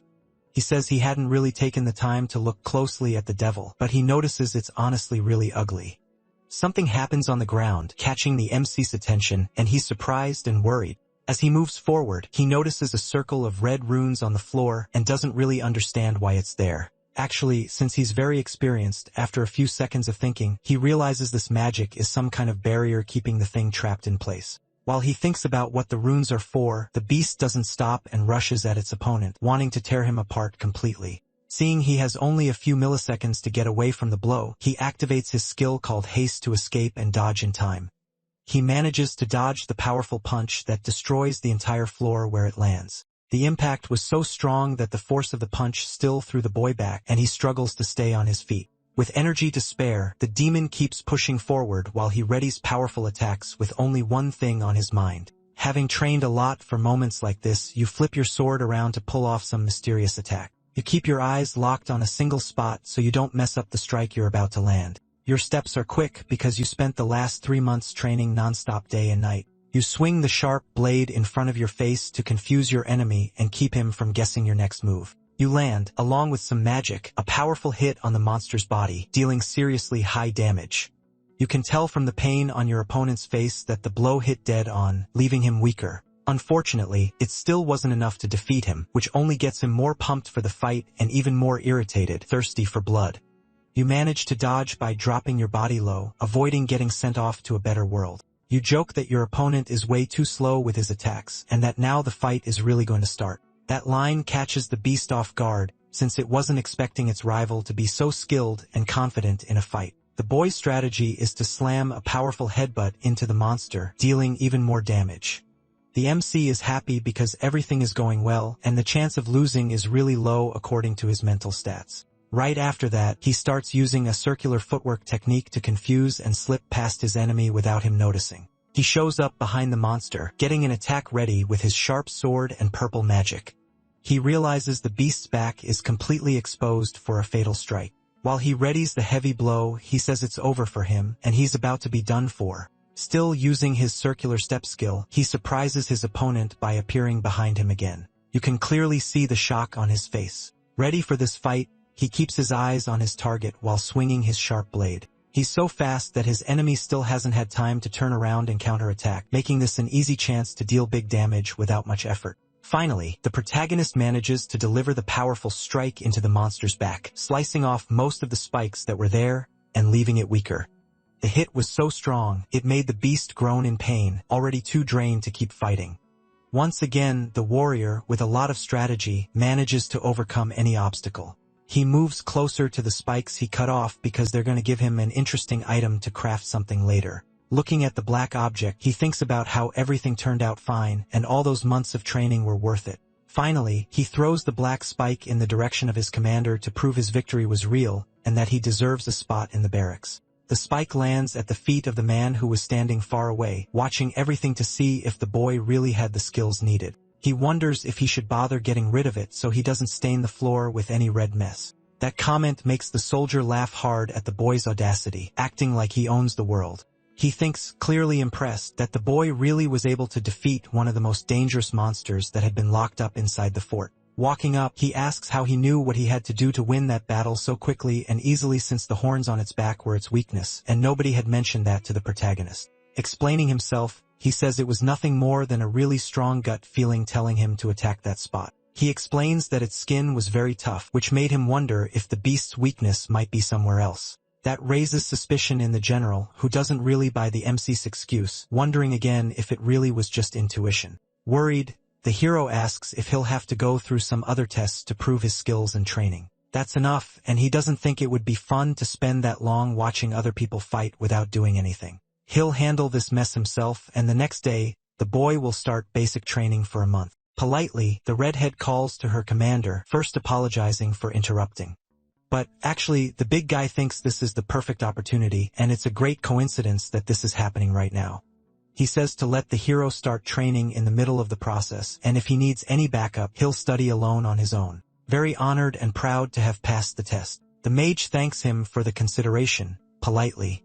The man argues there's no need for that because it's a privilege for those who pass the test with a lot of smarts and skill. This being one of the big privileges of the strong, something most people can't even imagine. As he's leaving, he asks if he can handle things without having to worry, and the other guy says yes. He says his soldier must have been eating things he shouldn't over the last few weeks, and that he needs to be treated well. Some time passes inside the fort, and now it's time to eat a lot and get their energy back. Someone at the bar is drunk, carelessly banging a beer mug on the table.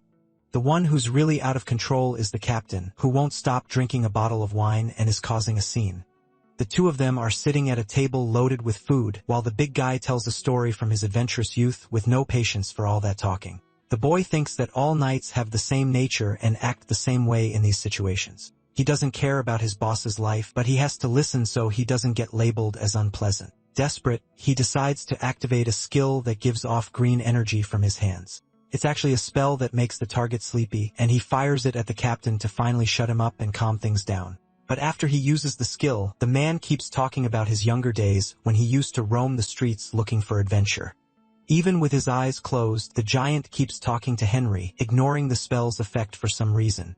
That freaks the kid out, and he wonders how that's possible since it's a powerful skill that can knock anyone out. It's explained that the biggest incident inside the fort was when a powerful protection spell was set up to block any kind of curse, protecting everyone there. Unable to put the captain to sleep, the boy is forced to listen to the whole conversation until the sun comes up. Suddenly, a cart speeds along with people inside, heading towards some mysterious place. Inside it, the redhead wonders what the boy is going to do since he couldn't sleep the night before and must be really tired. He says it's fine, and that she's the one who's going to have a rough time for coming along with him on this dangerous journey. Something crosses the girl's mind, and she remembers an important piece of information she needs to say before she forgets again. She pulls a stack of papers out of her bag, asking the soldier to take them and read them very carefully. Curious, before opening it, he asks what it is. The girl says she organized the basics of the lessons for him, so he won't fall behind in the middle of training. Happy, he thanks her for caring enough to make all those notes. After reading everything for a few minutes, the boy is left speechless with something running through his mind. Then he actually hands the paper back, saying he's already finished reading it and doesn't need it anymore, leaving the girl shocked. It's explained that he memorized it all just by looking, and he says his memory is really good. In disbelief, the girl thinks her eyes weren't lying. The person in front of her really is a genius. The horses keep running full speed, carrying the big cart toward its destination. Someone says some weird lines that catch the attention of the two inside the vehicle. Finally, they arrive at the entrance to the education corps used to train skilled soldiers. Politely, the girl says goodbye, wishing her friend good luck, and saying they'll see each other again in the near future. She then heads back to headquarters to help the captain with his duties, leaving the boy alone to study and train. The guard in charge of the gate security says the protagonist can enter the building. The two meet inside a dark room to fill out some essential information before classes start. The first thing the guard says is that, in this place, it's important to call everyone officer. Also, since the boy has an apprentice rank, he isn't allowed to speak casually with anyone outside the same rank. Rudely and very seriously, he asks if the boy understood all the information, and the boy answers loud and clear that he did. With a smile on his face, he realizes this is the first step to finally starting his life in a military setting. To make sure everything goes smoothly and he doesn't get tripped up later, the boy says he has a question for the officer that needs to be answered. The question is whether he'll need to learn what was taught in the first week, which he missed while he was traveling. After each week, a test is given based on that same week's content. Hence again, he gets curious, wondering what happens if a soldier doesn't pass one of those tests. The good news is that it's been a really long time since anyone failed one of these exams, which is surprising. Knowing it'll be an easy win, he asks to take the test to speed up his time in the course. The officer wonders how the kid wants to take an exam. He explains that he got training from the commander and wants to try the test to see if he can pass right away.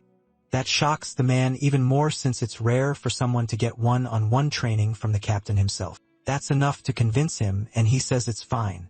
The warrior can try. However, because he's being so bold, if he fails this important test, he'll have to be punished according to the corporation's rules. Relieved, sure he's going to win, the mage thanks the person in front of him, confident he'll pass. Not knowing the boy's abilities, the officer curses out the arrogant kid and says he's going to make his exam harder. Some time passes, and the test is about to start, finally revealing whether he's good or not. He starts looking over the questions he'll have to solve in a short amount of time. To make the whole process even harder, the officer says it's necessary to finish within the extremely short time limit. Starting immediately, the officer slams the sand hourglass on the table, letting the seconds run.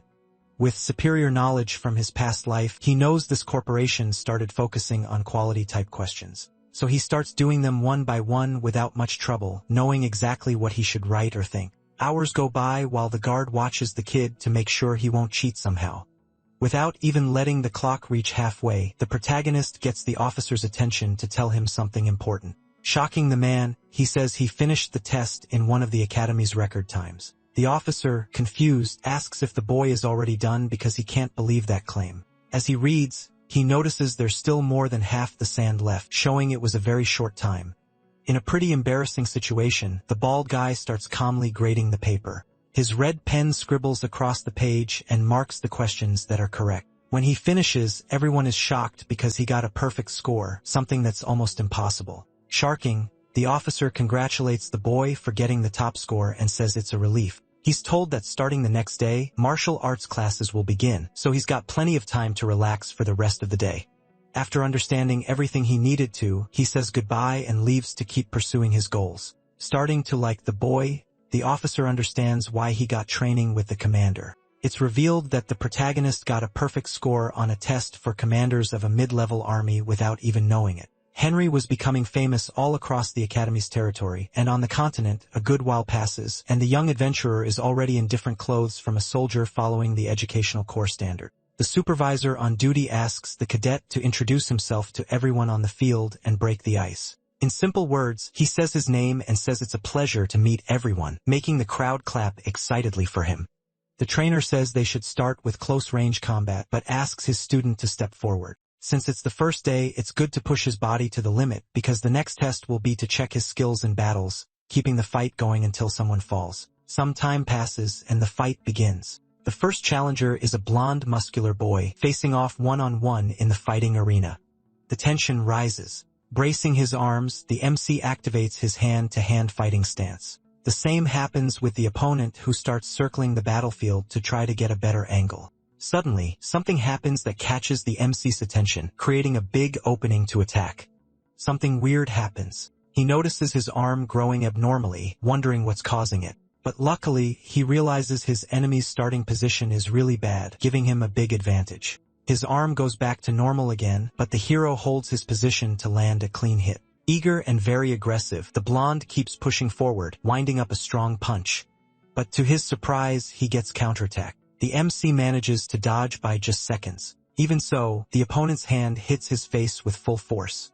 But it was only meant to scare him because it didn't do that much damage, giving him an opening to crouch and dodge the next blow. All of this makes the cadet think about what the point of that attack was. Without even a second to breathe, the fighter charges in, winding up a powerful strike. Using everything he knows about hand-to-hand combat, the protagonist loads up a punch with all his power and speed. He lands it square in his enemy's face, dealing insane damage, hitting straight into the opponent's neck, who gets completely dazed from the impact. The hit is so strong, it sends him flying a few meters away, already basically beaten, sealing the win for the protagonist. The rival face plants into the ground, ending the fight in a humiliating way. All the other students were watching this super intense fight while the guards supervised from a distance. It's impressive to all the soldiers who weren't expecting such a quick fight. Meanwhile, a preppy-looking guy watches everything without showing any reaction, and honestly, he's got an envious look on his face. Everyone starts talking about how the powerful cadet got knocked out, which is weird since he was known for being strong. It's explained that out of all 20 soldiers, the hero just beat the one with the third highest hand-to-hand combat ranking. Looking closely at the boy's body and muscles, the trainer watches carefully to understand his strengths and weaknesses in training. What's even more surprising is that on top of all the strategy, he managed to beat the rival cadet with a powerful, accurate punch, making the trainer already very experienced. Wonder who this rookie is and why he's so skilled. Knowing talent when he sees it, the instructor asks the next opponent to step into the fighting arena. Another win for the protagonist, and he's not even close to breaking a sweat. All the best opponents were put up against the boy, leaving only a few with good scores left to fight. After several fights in a row, he starts wondering who the opponent is this time. By his count, that was the 9th person he's taken down. And even though this is a new feeling, Hector, his trainer, really is an impressive, incredible person. His hope was that the aggressive martial arts style could be used in this fight, but it didn't work the way he wanted or should have. The next opponent, named Ronan, is called to step forward, and finally, another battle is about to happen. It's the blonde guy who had that jealous look earlier, showing off all his ripped muscles. It's explained that this guy got the highest score in the whole academy so far, making him a worthy opponent. With his eyes locked in, the boy thinks his main task right now is to beat this opponent to climb to the number 1 spot. However, Ronan, knowing his abilities, thinks he can't lose because he needs to keep his place as the best. He looks like some preppy knight, but in reality, he's a very skilled rank 1 warrior. Eager to see this battle happen, the trainer yells announcing it started, and it's officially on. Dropping his hand down, he signals that the fight can begin, and everyone can beat each other up until someone drops. Trying his strategy one more time, the hero brings his left hand up near the opponent's face to fake him out and counter like the last few times. Being very experienced, Ronan has already seen this strategy in the earlier fights and probably won't fall for such an easy trick. The MC wonders if being at the top of the class really puts him on that different of a level. Pretty proud of his skills, He tells himself he'll have to fix his opponent's pride, taking his circular step as soon as the fight starts. He tries to gain an advantage to land a clean fast hit, but his opponent is quick and notices the move in time, making it really hard to land a surprise strike. Ronan quickly turns his face toward the MC, ready to defend and counter. He lifts his leg as high as he can, hoping to attack the boy, who manages to block at the last second. The protagonist manages to protect himself, but still takes a heavy hit to the forearm. He rethinks his strategies and is sure he underestimated his opponent, thinking it would be easier than it really is. He tries to figure out the best way to beat Ronan and end the fight fast.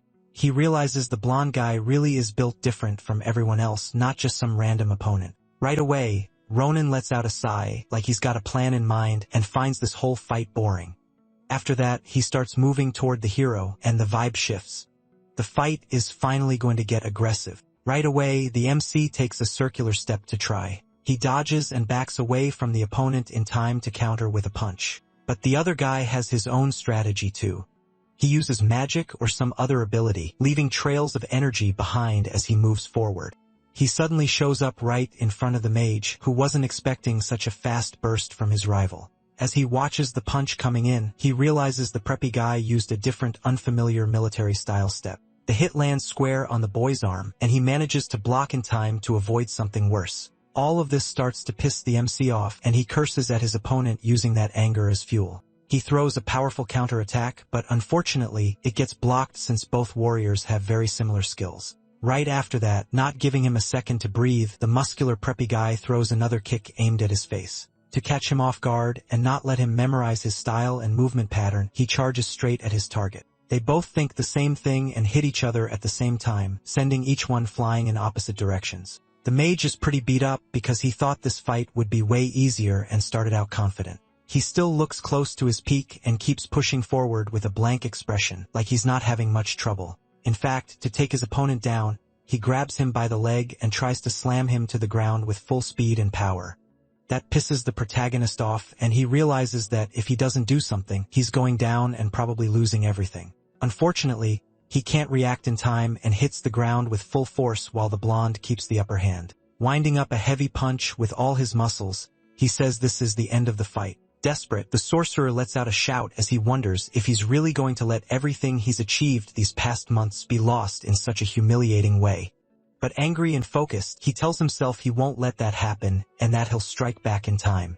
He uses a powerful green aura spell that gives him a chance to turn the tables. The skill's name is Light Grasses, which reduces the target's weight, making him scream in pain as the magic is cast. That hit makes the blonde's weight drop, making it easy to throw him around like a doll. That's exactly what the MC does. He returns the attack he took and starts yanking the warrior. Knocking the boy to the ground without much trouble, he comically swaps their roles. Using all his power to secure the win, he cancels the spell while hurling his opponent toward a wall. That makes the world's physics get weird and boosts the impact damage. It makes all the soldiers unable to believe what they just saw with their own eyes. Even the trainer is left speechless, seeing that his academy's best student up to that point was beaten in a painful way. He stands there for a few seconds, staring at the fallen body, until someone calls out to him. Seeing everyone shaken by the scene, the MC asks them to announce the results already because he wants to hear that he won. Finally, they say the cadet wins and becomes the newest top one among all warriors since he got a perfect score in both theory and combat and also has unmatched sword skill. Night falls after all those non-stop exhausting fights, and it's time to relax. When he walks into his room, the young man notices someone on the bed, which scares him. The person is none other than his latest opponent, making the mood really tense. Even though he's pissed about being humiliated in front of everyone, the blonde turns his head, trying to ignore the protagonist. With a proud smile, the MC thinks the guy in front of him is spoiled and mad. He lost, but being pretty friendly, he walks up and asks what his real name is, suggesting they become friends. He says he wanted to get to know him better and holds out his hand, introducing himself and saying his name. Before reaching back, the blonde watches him, like he's weighing whether he should accept it or keep holding a grudge. Luckily, he leaves all that behind and shakes the MC's hand, introducing himself and saying his name is Ronan Porum. That shocks the protagonist because that last name is extremely well known across the whole continent thanks to the family's powerful history. The handshake between the former rivals is really firm as the preppy guy introduces himself with his fancy name. The last name scares the mage again, and he remembers the poem's history as soon as he hears it. Thinking out loud about the family in a tactless way like he doesn't care, it's explained sadly that he was adopted by that family. The head of the family is named Kington, and he defeated a lord and became the Empire's first sword. However, even though he was an honorable man, he couldn't ignore the noble system of obligations. Finally, the boy thinks back and realizes that's what happened in the past since he knows a lot about the history of the whole continent. He gets why his classmate is so good at fighting on his feet, asking if he managed to master his family's skill. Then the boy asks if it isn't the same for his friend since he'd never seen that kind of close-range combat. When the MC is asked about his identity, he says his name is Ronan, really fast, with a smile on his face, kind of fake, always thinking about himself. He says he wants to become good friends with this guy. It was so sudden that it makes the boy wonder why now, but it's explained that he thought he should say it in the moment, making them both laugh like they're joking around because that scene was really dumb. The rest of the night goes by with the two of them talking and getting closer and closer as friends at the academy. After several hours wasted in that long late-night stretch, morning starts to show up, not caring about who didn't sleep the night before. Surprisingly, early in the morning, you can see the former top one of the class in the battle arena complaining that he lost again.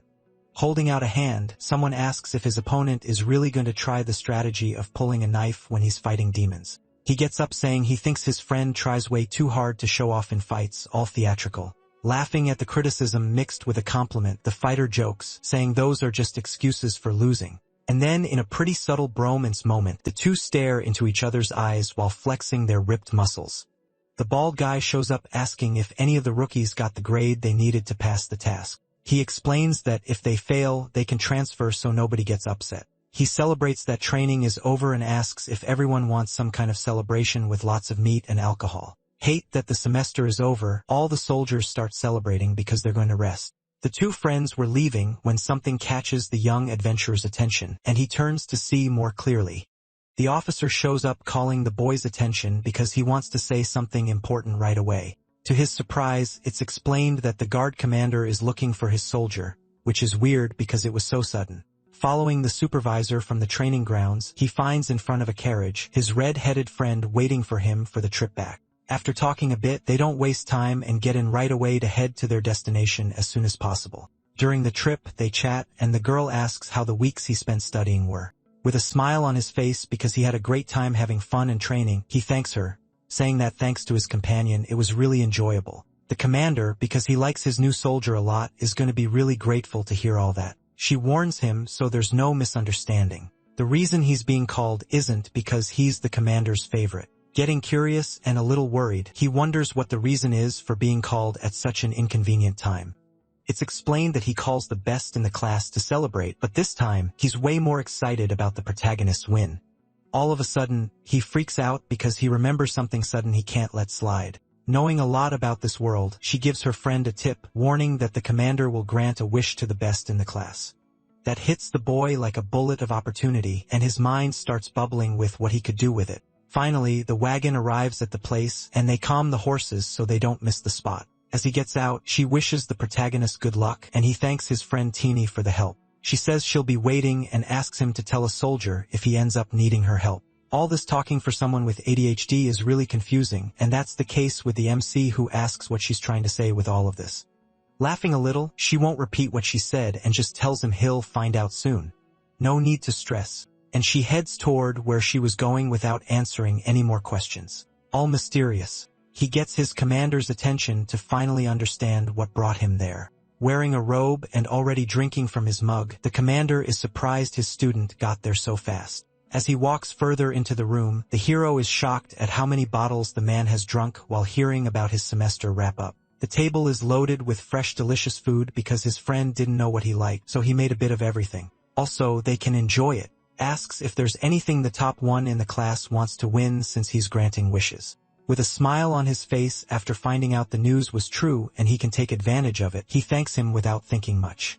Already jumping in to say what he wants like a spoiled, irresponsible kid. Everyone is gathered in front of the barracks, grabbing their bags to head back to their families before the next semester starts. Doing the same, the two friends are there too, with their leather bags, heading off somewhere that isn't explained. After they're done walking, the blonde guy tosses his bag on the ground to rest a bit since he's carrying something really heavy.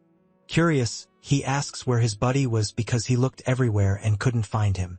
It's explained that he spent the whole night drinking alcohol with his commander and celebrating, confirming, at last, all the rumors that the top one gets a special spa day. But the boy was wrong, and the rumor is that his boss actually has the MC as his favorite to become the best. But so he won't be judged. He says not to mix things up and that it was nothing more than a tradition for the best in the class. With a really sly look, he tells the warrior to stop lying since he believes the two of them didn't just stick to drinking. All excited, he pulls a sword out of his backpack and says that, after everything, he managed to win this item. This being a huge gift that can help him in battles that require some kind of spiritual blade, which freaks the blonde guy out because he didn't expect to see a spirit sword right in front of him here. The night before, we see that the captain really did gift him the object. Gladly, watching his student grab the blade eagerly, he thinks about what he must be thinking about all this and about that feast, explaining then that this is a sword blessed by the high priests, making it a great choice for defeating monsters and beasts. When he pulls it from the sheath, you can see it's decorated with a purple hilt and a handmade blade. The preppy guy notices the runes set into the middle of the sword, which let it have magical powers.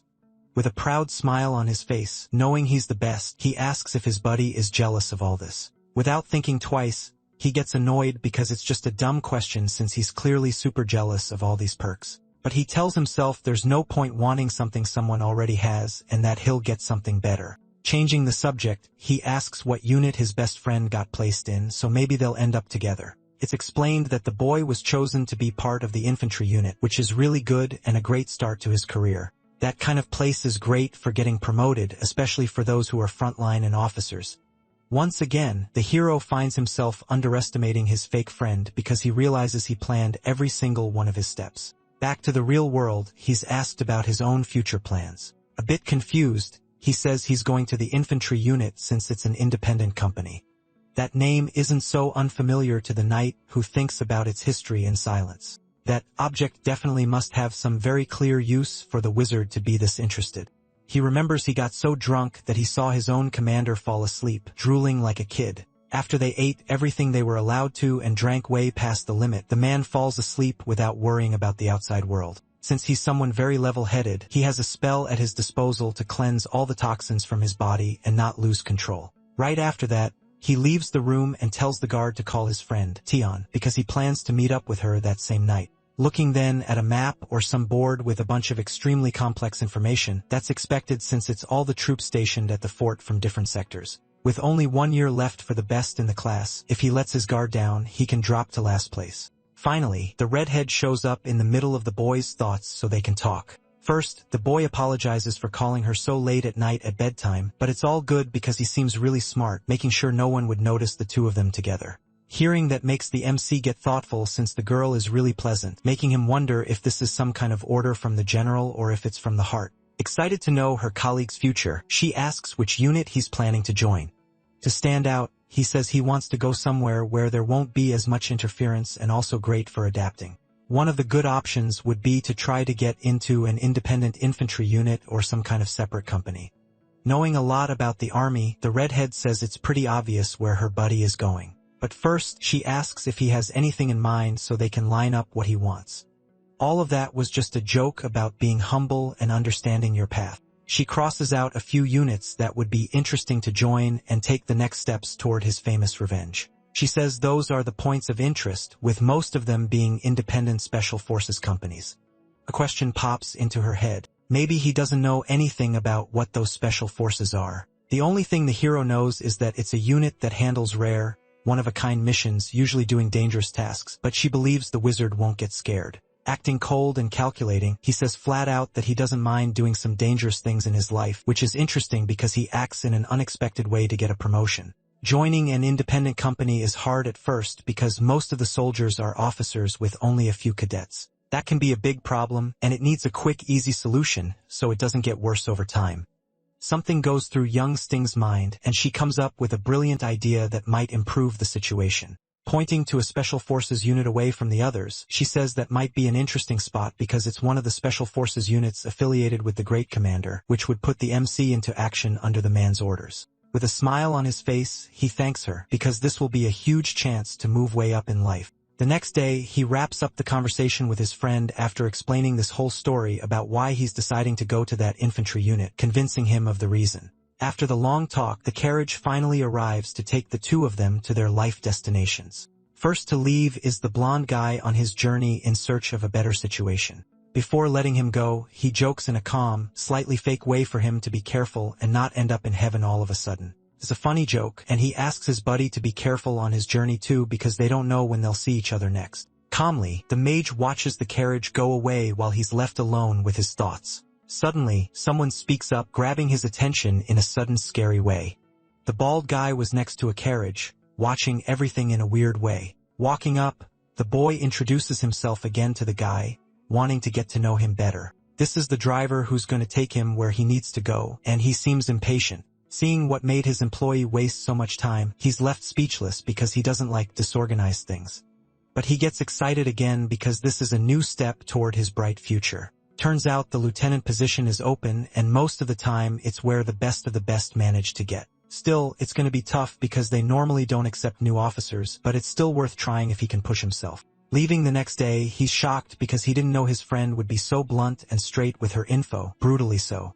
Some time passes, and the boy finally arrives at the military camp called Calibburn Needle. Sitting with the company commander, he introduces himself to get into the trenches. He realizes the person in front of him was the best cadet in the class, someone who'll make a great captain someday. He lies, saying the instructors at his camp wrote a fake report because he wasn't the best in the class. He explains that he doesn't think he's talented enough to deserve being top one above everyone else. All of this is just a plan. Seeing the way the commander talks, it looks like he has a lot of doubts about his ability. Unlike the judgment of all the other officers, the team still isn't ready to accept the boy. He yells that this place isn't a playground and that if the boy doesn't want to get kicked out, he'll have to give it his all. Then, being a serious person, he tells his cadet to head to the official residence. When he goes in, he's in for a surprise since there are a bunch of boxes piled up and a huge mess to fix so he can have some peace. It's the company tradition to make their newbies take over the old house's repair workshop and reuse it. But to get it, he'll have to fix and organize everything by the end of the day, which is extremely hard with so little time. Without even waiting for an answer, he leaves, wishing the wizard good luck, thinking nobody will be able to help with that. With a basic look over things, he can already tell in his first impressions that his boss is a big childish man. Even if he spent the whole day cleaning, he wouldn't be able to finish the job in the estimated time if he were a normal human being. But since he's someone powerful in the art of magic and also with the sword, he activates his skill, doing that several times on the walls and on the dirt around the place. He leaves the shine like it was never even wrecked. Lastly, he throws a big blue restoring energy ball to finish the whole process. He throws that cleaning energy ball over the area to finish up and make the room look super fancy. That light is so powerful and bright that it goes past the whole room and lights up everything around it. The house itself looks like it's going through some powerful process because the energy lights up the outside too. Traces of it reach the trees around, making the whole vibe look nice and tidy. Some time passes, and the captain is training his various soldiers in the sand. A cadet reports that all the special mission units have returned safely, asking if they should go back to their personal tents. Right away, with a smile on his face, he says there's a place where everyone has to gather together. Laughing a lot, in a teasing tone, he says a new lieutenant arrived and must be cleaning the warehouse right this moment. Everyone, laughing, heads toward the warehouse, knowing it's nothing but a prank on newbies who think they're all that and try to join the unit. However, their hopes are going to get crushed because the mage isn't just anyone, and he achieves all his goals. Opening the door and shouting Henry's name, he asks if he's inside before checking out all the cleaning. He gets startled right after, like he saw a shadow, since he has no reaction at all. The place once destroyed is shining, basically like it was just built by engineers. Somewhere inside the warehouse proudly, the adventurer is having his little coffee. Looking calm, he welcomes his commander. Shocked, the commander thinks he can't believe what he's seeing with his own eyes, because in all his years of life, he's never seen this happen. The house was cleaned so well that its walls are shining, gleaming, looking very fancy and elegant. Remembering his past life, he says he served way longer in the army than his childish captain has been alive on Earth. He asks what everyone is doing there, assuming they came to check how good his cleaning was so he won't be seen as crazy. He lies while clearing his throat, saying he only came by to say hi and see the whole process. He introduces all the soldiers who are members of the company and the team in charge of the practical activities. Wearing a stylish red lieutenant uniform, he leaves his new home to see everyone he'll be working with in the future. It's explained that their looks are cold because of the most recent trauma, seeing the former lieutenant go to heaven after serving 5 years as a veteran officer. He was defeated during a mission inside the Forest of All Evil, a place full of loneliness where only the best can survive more than a few hours. Proudly, he says he's the team's new lieutenant and introduces himself so everyone will know him as the new boss. In disbelief, but with a lot of respect, they don't say anything. They just accept the new situation they've gotten themselves into. Unfortunately, he knows he'll have a lot of work to straighten out all the troublemakers among the soldiers with his own effort, but it's nothing he can't handle. Walking up to the first man, he asks his name, and he answers that it's Hoden. His first orders are for the soldier to take him to the former lieutenant's residence immediately. Time passes, and they finally arrive at the place meant for a thorough detailed visit. He tells his subordinate to go back to the line and wait until he returns. Looking at everything, he thinks maybe his men will rebel because they still haven't forgotten the old commander and everything they went through. Knowing this place is still a private army, he can't let emotions take over, and he's going to win this mental battle as much as he can. But a few minutes go by, and the whole battalion is suddenly impressed by what they see in front of them. The new man walks up with a box, saying he's properly informed about the current situation, and he takes something out with his hands, asking if everyone is like that because they still haven't forgotten the good times with the former Commander Carter. Praising everyone, he says they look like good poets and must know how to sing a great song in the morning, pouring the liquid from his bottle over the wooden box because he has something in mind, and lighting a match to control the crowd. He tells nobody to move or act rashly, like an order, throwing the matchstick into the box to prove his point, but now it's him who send it over there, and don't worry about anyone's feelings in that place. In a dramatic way, the fire starts creeping toward the alcohol on top of the box to ignite and burn everything, leaving the past behind. Everyone is stunned when they see the bonfire that started up, throwing all the remains of the old man up into the sky. Crying, a bald guy asks why he's doing this since there were a lot of feelings involved. As he gets closer, he can't think clearly about what he should do in that moment, acting irrationally. Luckily, he realizes his soldier stares have gone cold again, and anything weird right now will be treated as rebellion. All of the man's friends get scared when they see he didn't stop for even a second. Annoyed, he says the person in front of him has a promise to keep because becoming better than Carter is going to be hard. Calmly, the old man says not to worry, giving his soldier the freedom to fight. After being provoked, that's exactly what happens. He winds up a powerful punch. The man charges toward his target with pure hate. The scene feels super cinematic as the soldier rushes in using all his strength and the agility from his training. Ready so he doesn't take a deadly punch, he activates his armor magic, glowing red around him. Managing to dodge the blow ahead of time, he avoids damage that would have really hurt. Right after that, to prove his point that he's way stronger, he counters the bald guy with a clean hit near the head that will definitely daze him. The spot he chose to hit with full force was the opponent's nose, using his elbow, breaking all his resistance and sense of space. That hit was precise, making the rebel back off, taking a few steps back, totally confused about the whole situation. Still pissed at all that nerve, he charges in, running with all his agility to land another attack and humiliate who deserves it. The kick lands in the boy's stomach, sending him flying back with speed and force. A lot of red stuff pours from his face as he hits the ground, scattering debris and sand all over the battle arena, humiliating him in the process. Walking up in a cold, calculating way, he asks the name of the person in front of him since he's going to be punished the proper way for situations like this. Holding his nose and trying to stop the flow of liquid, he can't move his mouth enough to speak. He asks if he's going to be bold again and not answer the question, making himself subject to punishment. Scared, the soldier says his name, which is really weird to say across the whole continent. He starts lecturing every member of the team, saying they've all lost their common sense and their minds are already gone. That was a really ugly move, and they should be ashamed they let this thing happen in such an honored territory. He argues that acting like this is never going to make the former Lieutenant Carter happy, watching all this misery from the sky. That argument hits everyone hard. The warriors are impressed, rethinking their actions and thoughts. The head of the local guard says everyone can go since he has something in mind, he needs to settle with the new lieutenant. The next scene is him throwing a powerful punch into the table, yelling in anger. You can tell he's so nervous he's shaking like a dog with heart problems, and it's honestly a pretty funny sight. Worried, he thinks that if they don't do anything, the newbie really is going to start commanding like he's the greatest warrior around, all authoritarian. To solve this problem, he has to fall back on a solution that leaves him no choice, and it's the most important decision he has to make. At night, that same day, the barracks light is on, meaning people are still awake. Someone paying attention can hear voices and noises inside a reserved room in the camp. There, the commander is surrounded by soldiers he invited earlier that day for this meeting. Afraid of losing his authority, he says he has something to tell his companions, and it's going to be important. All the planning gets done. Tomorrow comes again, giving the mage the chance to keep his plan going. The youngest lieutenant steps out of his room, proud of everything he did, ready for another hard day of work. All the most important officers gather in a room to talk carefully about the current situation of the Special Forces team. First, Henry introduces himself, saying his name and that he'll be the battalion's new lieutenant.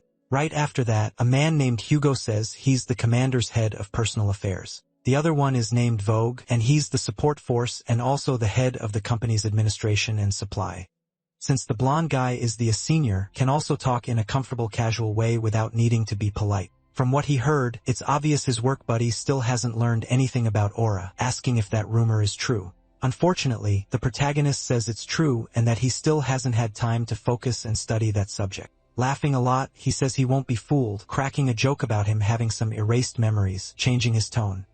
He wonders if the kid even knows what kind of ground he's stepping on, even if he's skilled. Calm about the future, the MC says the teachings about Aura will come at the right time and that he doesn't need to rush to understand it. That line pisses off all the officers at the table who think this kid is nothing but a spoiled, arrogant brat. To prove their fellow officer's skill, they suggest a test to see what he knows about fields. But he answers that the most important position for a special missions lieutenant is his position in the company. The only possible explanation is that they're scared of his ability, a claim that shocks and rattles the blonde guy that makes him stand up angrily, cursing at the boy and almost challenging him to a fight like an idiot. He asks how long he's going to keep messing with people's faces. He begs his commander to let the two of them clash to test aptitude. Trusting all his skill, the blonde guy thinks that on purpose, he gathered all the company's troops to watch the humiliation he plans to dish out. The captain believes this place will show just how ugly it is to be a proud officer.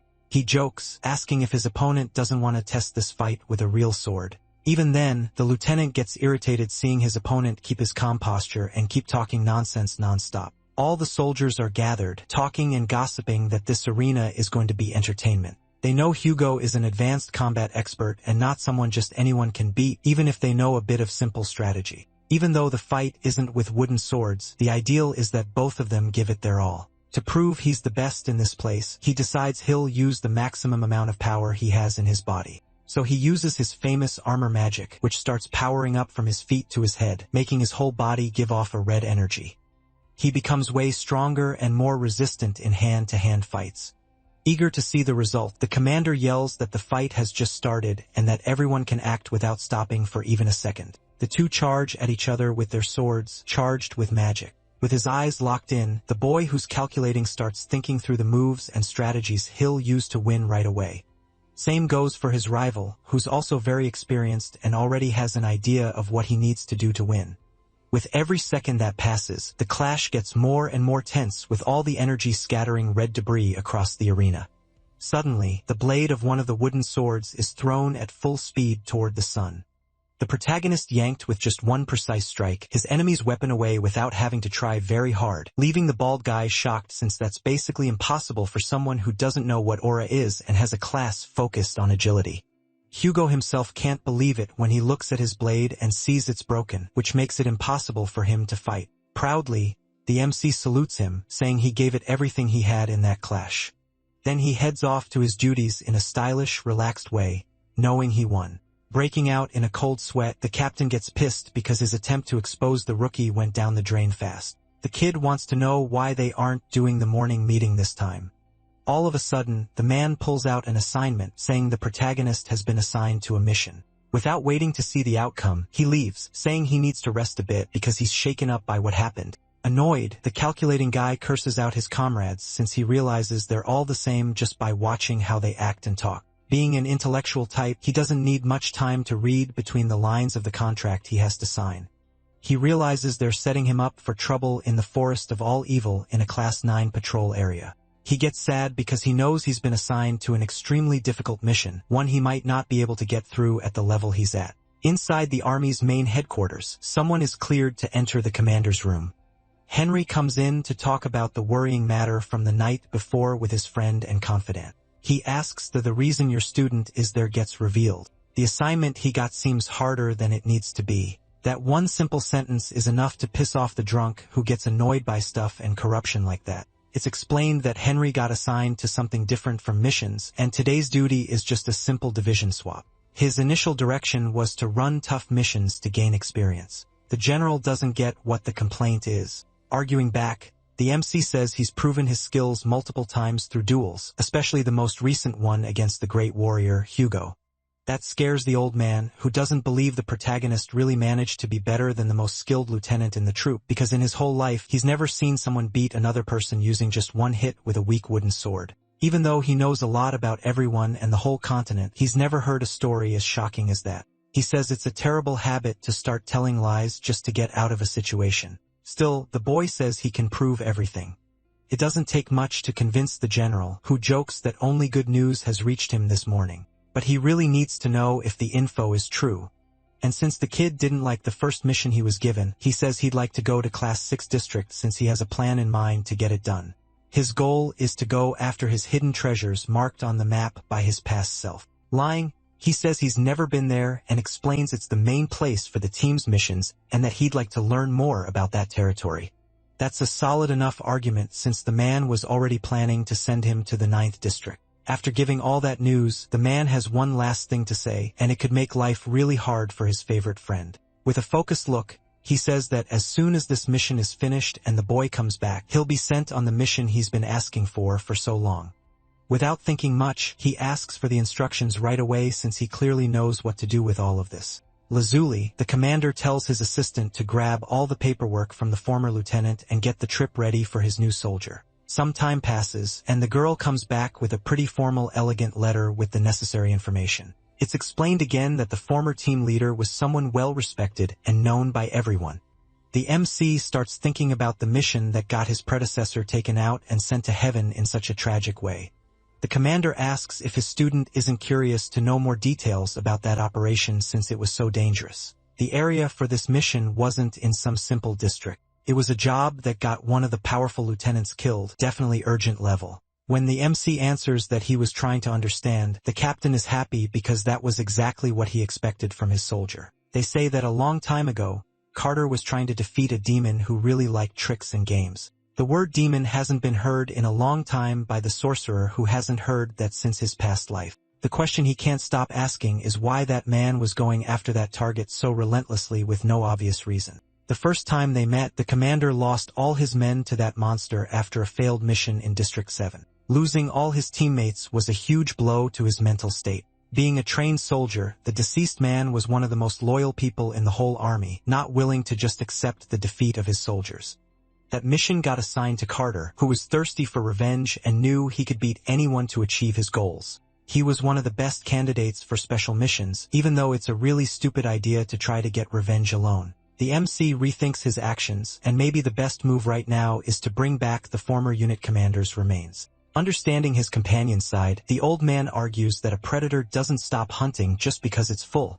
That's the demon's case. It's taking people down just for fun, even when it isn't hungry or anything like that. Right now, the beast is a target the fort is keeping an eye on, and they'll definitely assign special missions to finally get rid of this problem.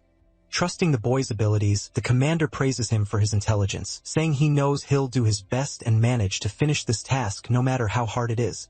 One really bad piece of news is that if he gets taken out in the process, he won't be able to bring the body back for a proper burial. The MC goes back to reading all the papers inside the letter to understand in detail what he's doing and plan his next steps. He goes page by page, reading every word and understanding as much as he can with all his intelligence. He thinks it's going to be a very hard task if one of his targets really is an actual demon since they rarely show up. Summing up all of his opponent's abilities, he can transform into a Class 6 demon. A big advantage is that it's highly intelligent and can easily speak the human language, and it has condensed, unstable black magic. The information from the last 5 years helps make it clear that this thing is hostile and powerful. After spending a few minutes reading everything carefully, he starts mentally preparing to head to the mission location and do his job right. Some time passes inside the fort and everything is going fine. We see a wooden door that can't hide the noises coming from inside the room. Suddenly, one of the unit's soldiers comes in, asking if the lieutenant had called him to do a few favors right now. The MC explains that the last mission was cancelled and that same afternoon orders everyone to head out on patrol toward the Class 6 district. That really scares the man who's afraid to go to that place because it's way above what's necessary. He asks if his unit sheriff knows the story of the being that defeated Commander Carter on the last mission. He explains he was assigned to complete this operation and carry out the dead man's final wishes. He warns his soldier that the information kept over the last 5 years hasn't been very good. After all, today is his first day as an official army lieutenant, and he just wants to do something easy to celebrate this final approval. But something crosses the MC's mind, and he remembers and calls the person in the room's attention. He pulls the old officer's belongings out of a hidden cabinet, ordering him to take it out of there. He says he never actually burned the real remains and that it was just a way to identify the more rebellious people in his battalion. He worries about how the boy who fought brutally the night before is doing mentally and medically. Understanding that the new boss is a good man, the soldier thanks him for everything and apologizes for anything he might have done against him. Luckily, the hero replies that it's all fine since everyone's only job there is to show they've got a thinking head to act and make rational decisions for the greater good. Leaving the room in a polite, formal way, he does the army salute, shouting. However, the mage doesn't like such formal greetings and says he doesn't need to do them when he's around. After watching his subordinate leave, he starts thinking that maybe this is the right moment to finally begin all his research and his goals. It's pretty nice to know that the Special Missions Battalion is hired by a very professional company. Commanding his troop, the boy who climbed his way up gathers everyone in an organized way in front of the barracks. He says that right now is very important since they're about to leave for an extremely risky mission in District 6. Together, everyone shouts that they understand and are ready for whatever comes, even knowing they might not come back. After all that is said, the fort's bridge is finally released, opening the way to the forest of all evil once again. All the soldiers along with their leader look out at the view they have from now on, getting ready for a long, exhausting, difficult journey. Motivating everyone, the sorcerer lets out a shout, saying they can start moving and walking as soon as possible. The bridge keeps stretching out across the whole span of the territory, allowing the passage to stay open.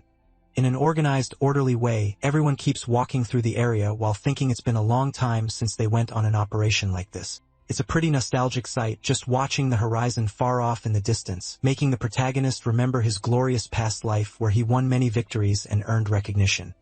His goal is to move quietly toward his destination, which is in District 6.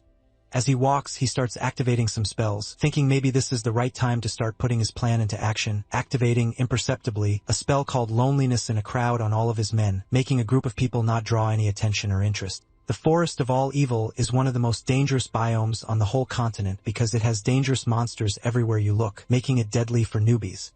After walking for several minutes without being attacked so far, the curious warrior asks if there's something different about today. He wonders how they haven't been attacked or gotten into trouble even once, which they normally would. This happened more than 10 times. With a smile on his face, the squad sheriff talks to his friend, saying he's got a good vibe and a good feeling about this journey. They arrive at the safe zone inside the Forest of All Evil in District 6. He thinks about how he didn't know his solitude magic was being used properly in this place. Looking at all the men, he realizes nobody is hurt or has gotten into any really serious trouble. To keep the plan going, he steps forward and asks for everyone's attention because he wants to deliver a very important message. He tells everyone the goal of this mission is to get some clue about that demon and maybe even take it out. Even though he has information the lieutenant wrote over the last 5 years, that stack of papers didn't help much with the hunt. Based on the information, they know the target is a Class 6 demon that can talk and seems to act like a maniac. Opening the map, he says that today they have a clear objective to investigate, something that might bring them closer to the conclusion.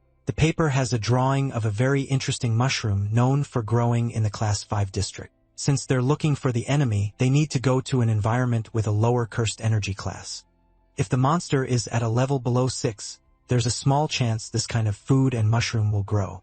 With a smile on his face, the hero agrees and says he's going to split his unit into 2 separate groups, one led by himself and the other by the most efficient sergeant. The idea is that as soon as they split up the squad, they can avoid as many conflicts as possible, and after 6 hours meet up again in the safe zone. He holds out his hand with a piece of paper, warning that the battalion sergeant needs to take this item with him on his trip. It's explained that this item is a support spell that can be used in an emergency, transmitting the battalion's location when they're in serious danger. The commander handed over this object, saying it was something too expensive to be used just anyway, which is nothing but a lie since the boy made it in a hurry. Very carefully, the sergeant believes the lie and is as cautious as possible holding the paper, so he won't tear it or smudge it.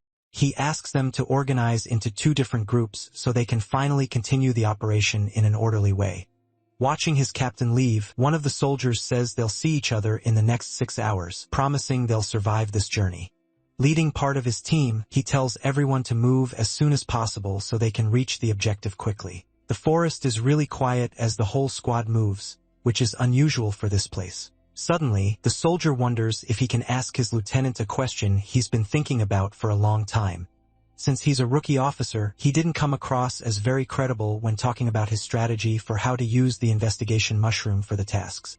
He read that strategy in a book that illustrated the plants inside the territory of the Forest of All Evil. Still, he thinks it doesn't make sense for a level 6 demon to live on a lower level. The mushrooms thereafter were placed decades ago by his past life to protect the place where the hidden treasure is. Using these skilled troops for a selfish goal makes him feel bad, but unfortunately he can't tell the truth. The sun starts to set across the whole continent. Meanwhile, the totem keeps protecting the safe zone in the middle of the district. You can see time passing, and the sergeants, along with their men, are tired from the whole trip. Seeing this, the MC gets irritated because he tracked as much as he could, but couldn't find a single mushroom. That attitude starts to stir thoughts in his own men since it doesn't make sense to care that much about the dead man's legacy, and they feel bad for having treated the protagonist the wrong way, seeing that he's a good man.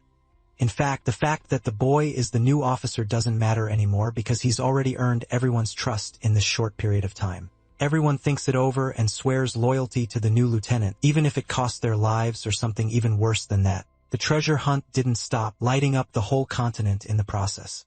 The ring was placed in front of a red cursed rune while someone speaks demonic words. He's doing his nighttime summoning ritual to maybe ask his good friend for some advice before leaving to continue the journey. Once again, the gate to the afterlife opens up, letting a friendly spirit calmly come out to trade messages. It's been a long time since the 2 of them met to have a good talk. Since the last time it happened, the MC asks how Hector has been all this time. In hell, before being summoned again, the spirit comes out already asking why he still hasn't been assigned a unit to lead and that he's missing having an army. Talking about what happened, the hero says they doubted his skills, so he had to teach everyone a good lesson. He says all those men must be ashamed because they were definitely experts with big reputations. Unfortunately, the guy says he isn't making progress since he got a tough assignment during a time when he wasn't training as much. The monster's curiosity doesn't stop, asking what kind of important task this is that's making him go back to training. Honestly, the hero wants to be as truthful as possible with Hector since he's one of the few people who tries not to trick others or take advantage. The night goes on, and the 2 of them talk for a long time and maybe plan the next steps of their revenge. A few hours pass after the whole story is explained, and the creature says he can't let this happen. So the initial plan is to manage to capture the demon before he does something even worse to his friend. Unfortunately, that's way easier said than done, making the spirit curse out his wizard buddy as an idiot for trying the easy way. He suggests asking one of Negro's victims because he knows the former Lieutenant Carter was obsessed with tracking him for the last 5 years. Using his intelligence, he starts thinking about how a victim would be useful for an investigation like this and finally gets it in a snap. He even feels bad for not thinking of a quick solution because, obviously, he could summon the dead man's soul. The only problem is that he needs an item imbued with a link to the man's spirit. Still that same night, he asks the summoned one to wait a moment since he'll get that item before sunrise. The letter that contains all the information about the target is the item Carter valued most in his entire life. While the boy is writing the summoning rune on the ground with chalk, Hector wonders what will happen if someone else gets summoned at the same time. Unfortunately, even though he's a mage who knows a lot about magic, he doesn't know what will happen because he never tested that in his past life either. Eager to get all the answers, he starts speaking unknown magic words and continues the spirit ritual. Burning a lot of mana from his body, he uses every circle he can in his heart to make the most perfect spell he can. Shouting out loud so the beyond can hear, he says Carter can finally come out. After a long time, the MC keeps calling the dead summoned man's name with no result, losing hope when, even after waiting so long, nothing comes out from inside the door. It's possible his soul ended up in some other kind of hell since the ritual and the magic used were executed perfectly. Having done a perfect process and getting nothing back is driving the boy crazy, making him feel awful. Maybe the only reason nobody showed up is that the former lieutenant is somehow still alive. His goal now is to try to summon Carter's companions who were also victims of the demon. What might be hard is getting belongings from people who died more than 5 years ago. One of the only places that can help with this task is the Great Cradle of Heroes because their bodies might be buried there instead of the Tomb of All Veterans. According to the news about the attack, one of the dead was named Holterbelt. After searching a bit, he finally finds a grave with all of that poor man's belongings. When he picks up the item, he believes it's enough and starts the ritual once again, placing everything in the right spot. He starts charging up his magic to finish the process. Luckily, it seems to have worked when someone's eyes start to appear. Holterbelt's spirit starts to form, freaking the wizard out. Coming to his senses, the man seems confused about what's going on, but Henry introduces himself and explains why he summoned him right now. Hearing that Carter is missing because of the demon really pisses the spirit off. Everyone liked the lieutenant, and the man breaks down crying, devastated by the news he heard, realizing they lost 5 years of their lives fighting a beast that ended up winning in the end. To keep the investigation going, the hero asks what the enemy looks like physically, but it seems like there's something about it he still hasn't understood. The creature doesn't transform, but it steals and fully uses its target's body, like some evil parasite, jumping from soldier to soldier and taking them out one by one in the process. That completely changes the situation, making the MC think about how to deal with it before sending the warrior off to heaven. The creature revealed its evil plan to become a true demon, some kind of evolved state where it gathers enough dark energy to change. Unfortunately, that's the worst-case scenario, and things get worse with every second that passes. While he was frozen in fear, he heard that it should be an honor to be defeated by such a powerful demon. After that, the creature poured out some weird magic that made him enter his enemy's mind, making him feel the urge to take over bodies and brutally defeat lots of people. The only thing he remembers is a distinctive smell, explaining that it felt like a deodorant they got from a trade partner. The deodorant brand is famous across the whole continent called Fabrizi. The MC wants to ask the man for something, but he refuses because he doesn't want revenge, and he cries, asking to thank Carter for everything he did for the battalion. After the body disappears, the summoned one jokes that he thought his friend would get cursed in the process. Hoping to find it, he looks in the captain's room for the deodorant mentioned the night before. Since it's useful, the redhead shows up with the item he wanted in her hand, apologizing for the interruption. Leaning in close to her friend's ear, she says she wants a favor in exchange for the deodorant she managed to find, asking them to go on a date on the next day off, which the MC accepts right away. Back on the battlefield, the hero asks if anyone remembers a bottle that looks like the item in his hand. Unfortunately, none of the soldiers remember anything like this object, making the boy wonder if the spirit's testimony was wrong since nobody remembers. Not being able to do anything with that, he gathers his men, saying they have to continue the mission immediately. Seeing everyone leave to go handle their personal investigations, he starts to wonder if he should do the same. Slowly, activating his magic, solitude, and crowd on all his soldiers, he keeps them safe. After spraying several bursts of perfume on his body, he activates a spell called Vapor Skin. This spell was made for women who wanted their perfume to spread through the whole room. The smell is strong enough to draw the target's attention inside a dark cave. That leaves him confused because he hasn't smelled it in many years, and it doesn't make sense for it to show up again now. Still, something happens that irritates him, making him let out a loud scream through the whole cave. All his companions hear it and go on alert too, heading toward the forest. Some time passes, and the perfume seems to have had no effect, making the protagonist think he needs to summon other victims. Unfortunately, for today, that's all he can do, and he tries once more to spray the perfume together with his magic. Finally, the boy hears the shouting noises of the creatures called Taros, who are half-human too. Suddenly, a powerful lightning bolt strikes the lieutenant, dealing massive surprise damage. All the soldiers are completely terrified when they see one of the strongest men they've ever seen fall to the ground, probably dead. In that instant, an army of bull men shows up looking for war. Keeping calm, the sergeant says he'll lead from now on, asking everyone to hold the formation they trained. With their blood boiling, the soldiers actually want to avenge their comrade and leader, but that's not the best option right now. Afraid of dying, the new leader orders everyone to start running with all the strength they've got. Finally, like a demonic entity, the creature appears leading its army with no mercy. Wanting to defeat everyone, it slams a blow into the ground. Using its magic, that ability made the exit get blocked, leaving the only choice to fight until they go to heaven.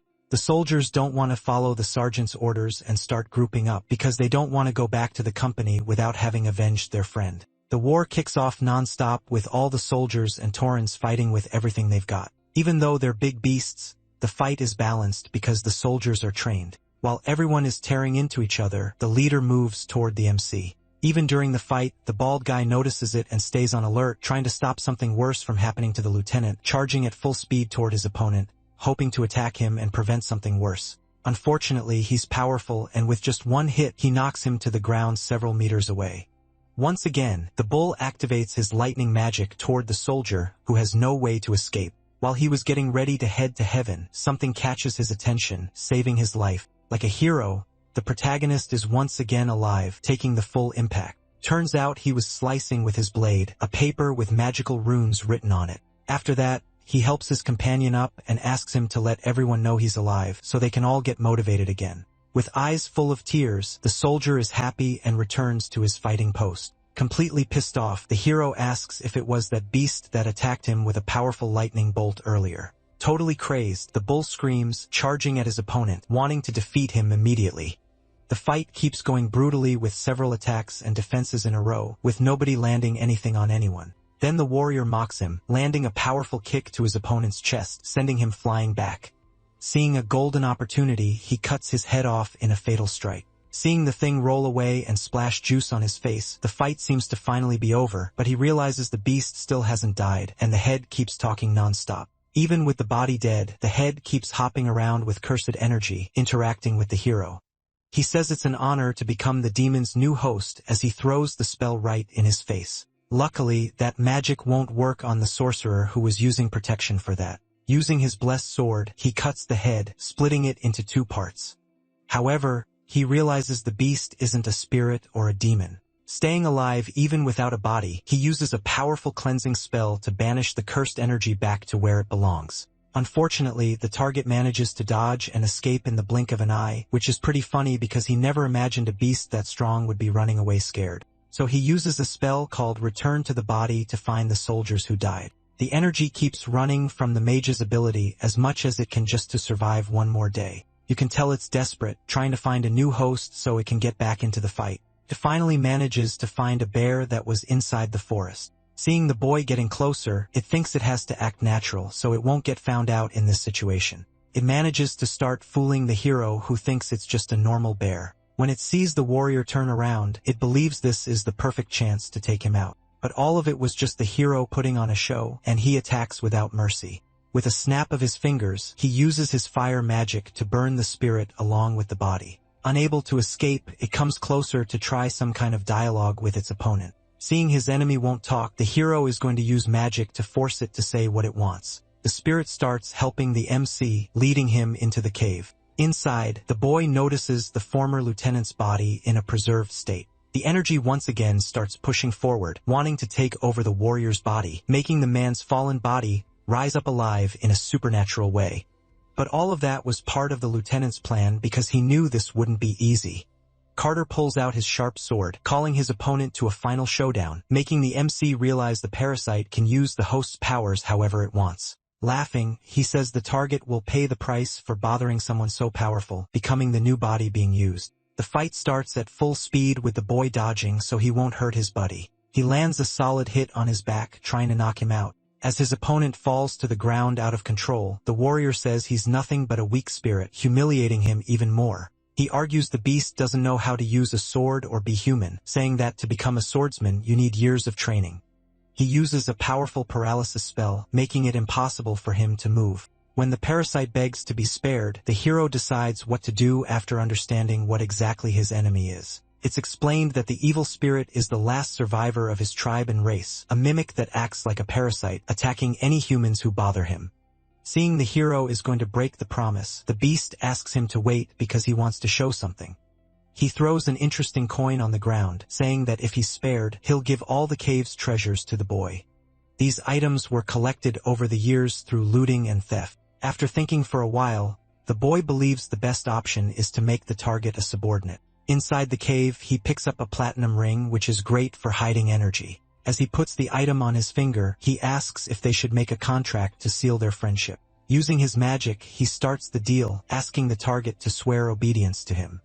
Completely miserable and with no way out, the parasite accepts the terms and offers up its heart. At last, the promise is made and the proof is placed inside the ring.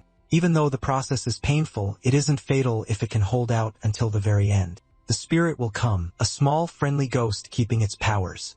Unfortunately, the creature can only appear if the protagonist orders it to. After all that, the lieutenant takes his colleague's body back. Meanwhile, the fight finally ends with the soldier's victory.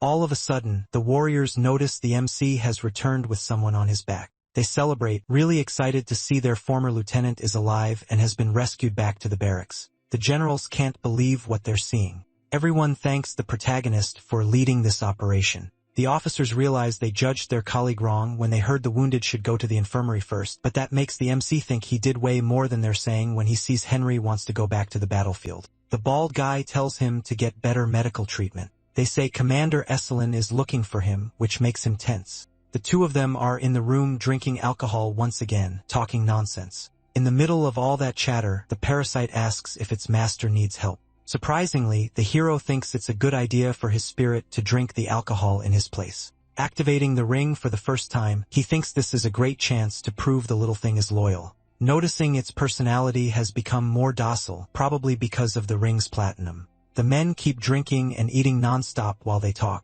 After downing a huge mug of liquid, the captain completely passes out of strength. That makes the MC think he was expecting a bigger challenge since his colleague is one of the best. Even after achieving his goal, he still couldn't find any of the treasure chests, which was his original purpose. Calling his spirit, he asks it to change its appearance into something more familiar. Using its magic, the parasite turns into a friendly cat so it can walk around among humans. It's explained the boy is doing all this because he wants to learn more about this creature. He starts analyzing that it's not a mimic or a true parasite, which is really strange. It reacts to specific kinds of smells, like cucumber or similar things. Some time passes, and the soldier comes back with a big pickle in his hand, scaring the cat. To keep testing and understand better, he asks the cat to eat the food to see the reaction, which is weird because Carter wasn't wearing deodorant to be the target of such a sudden attack. It's explained the demon was curious because it was looking for a host for its evolution. To finish his goal of finding the treasure, he asks if his pet saw anything that looks like those mushrooms. He knows, making the two of them head out on a mission in the middle of the night. After activating his magic, he's suspicious about where they're going, but he has to trust the cat's instincts. He activates a powerful spell that lets him fly up over the fort's giant walls. From high in the sky, he starts scanning the whole area, trying to spot small mushrooms and find his chests. He manages to find a point of interest and rushes at full speed to recover the money. Before he lands, he activates the Featherfall spell, keeping himself from taking any kind of damage on impact. Luckily, he finds the spot that's behind this huge tree blocking the way. Without wasting time, the hero draws his sword and cuts the trunk in half. After watching the wood fall, he wonders if this is the right place because there's nothing there. Realizing there are several mushroom spores that manage to grow comfortably in this spot, so he asks his cat to investigate more, using its nose to sniff out the chest. Even with a friendly look, the spirit is still very powerful and casts a spell that can tell scents apart. That way, it easily finds the passage to a cave where the objective was being kept.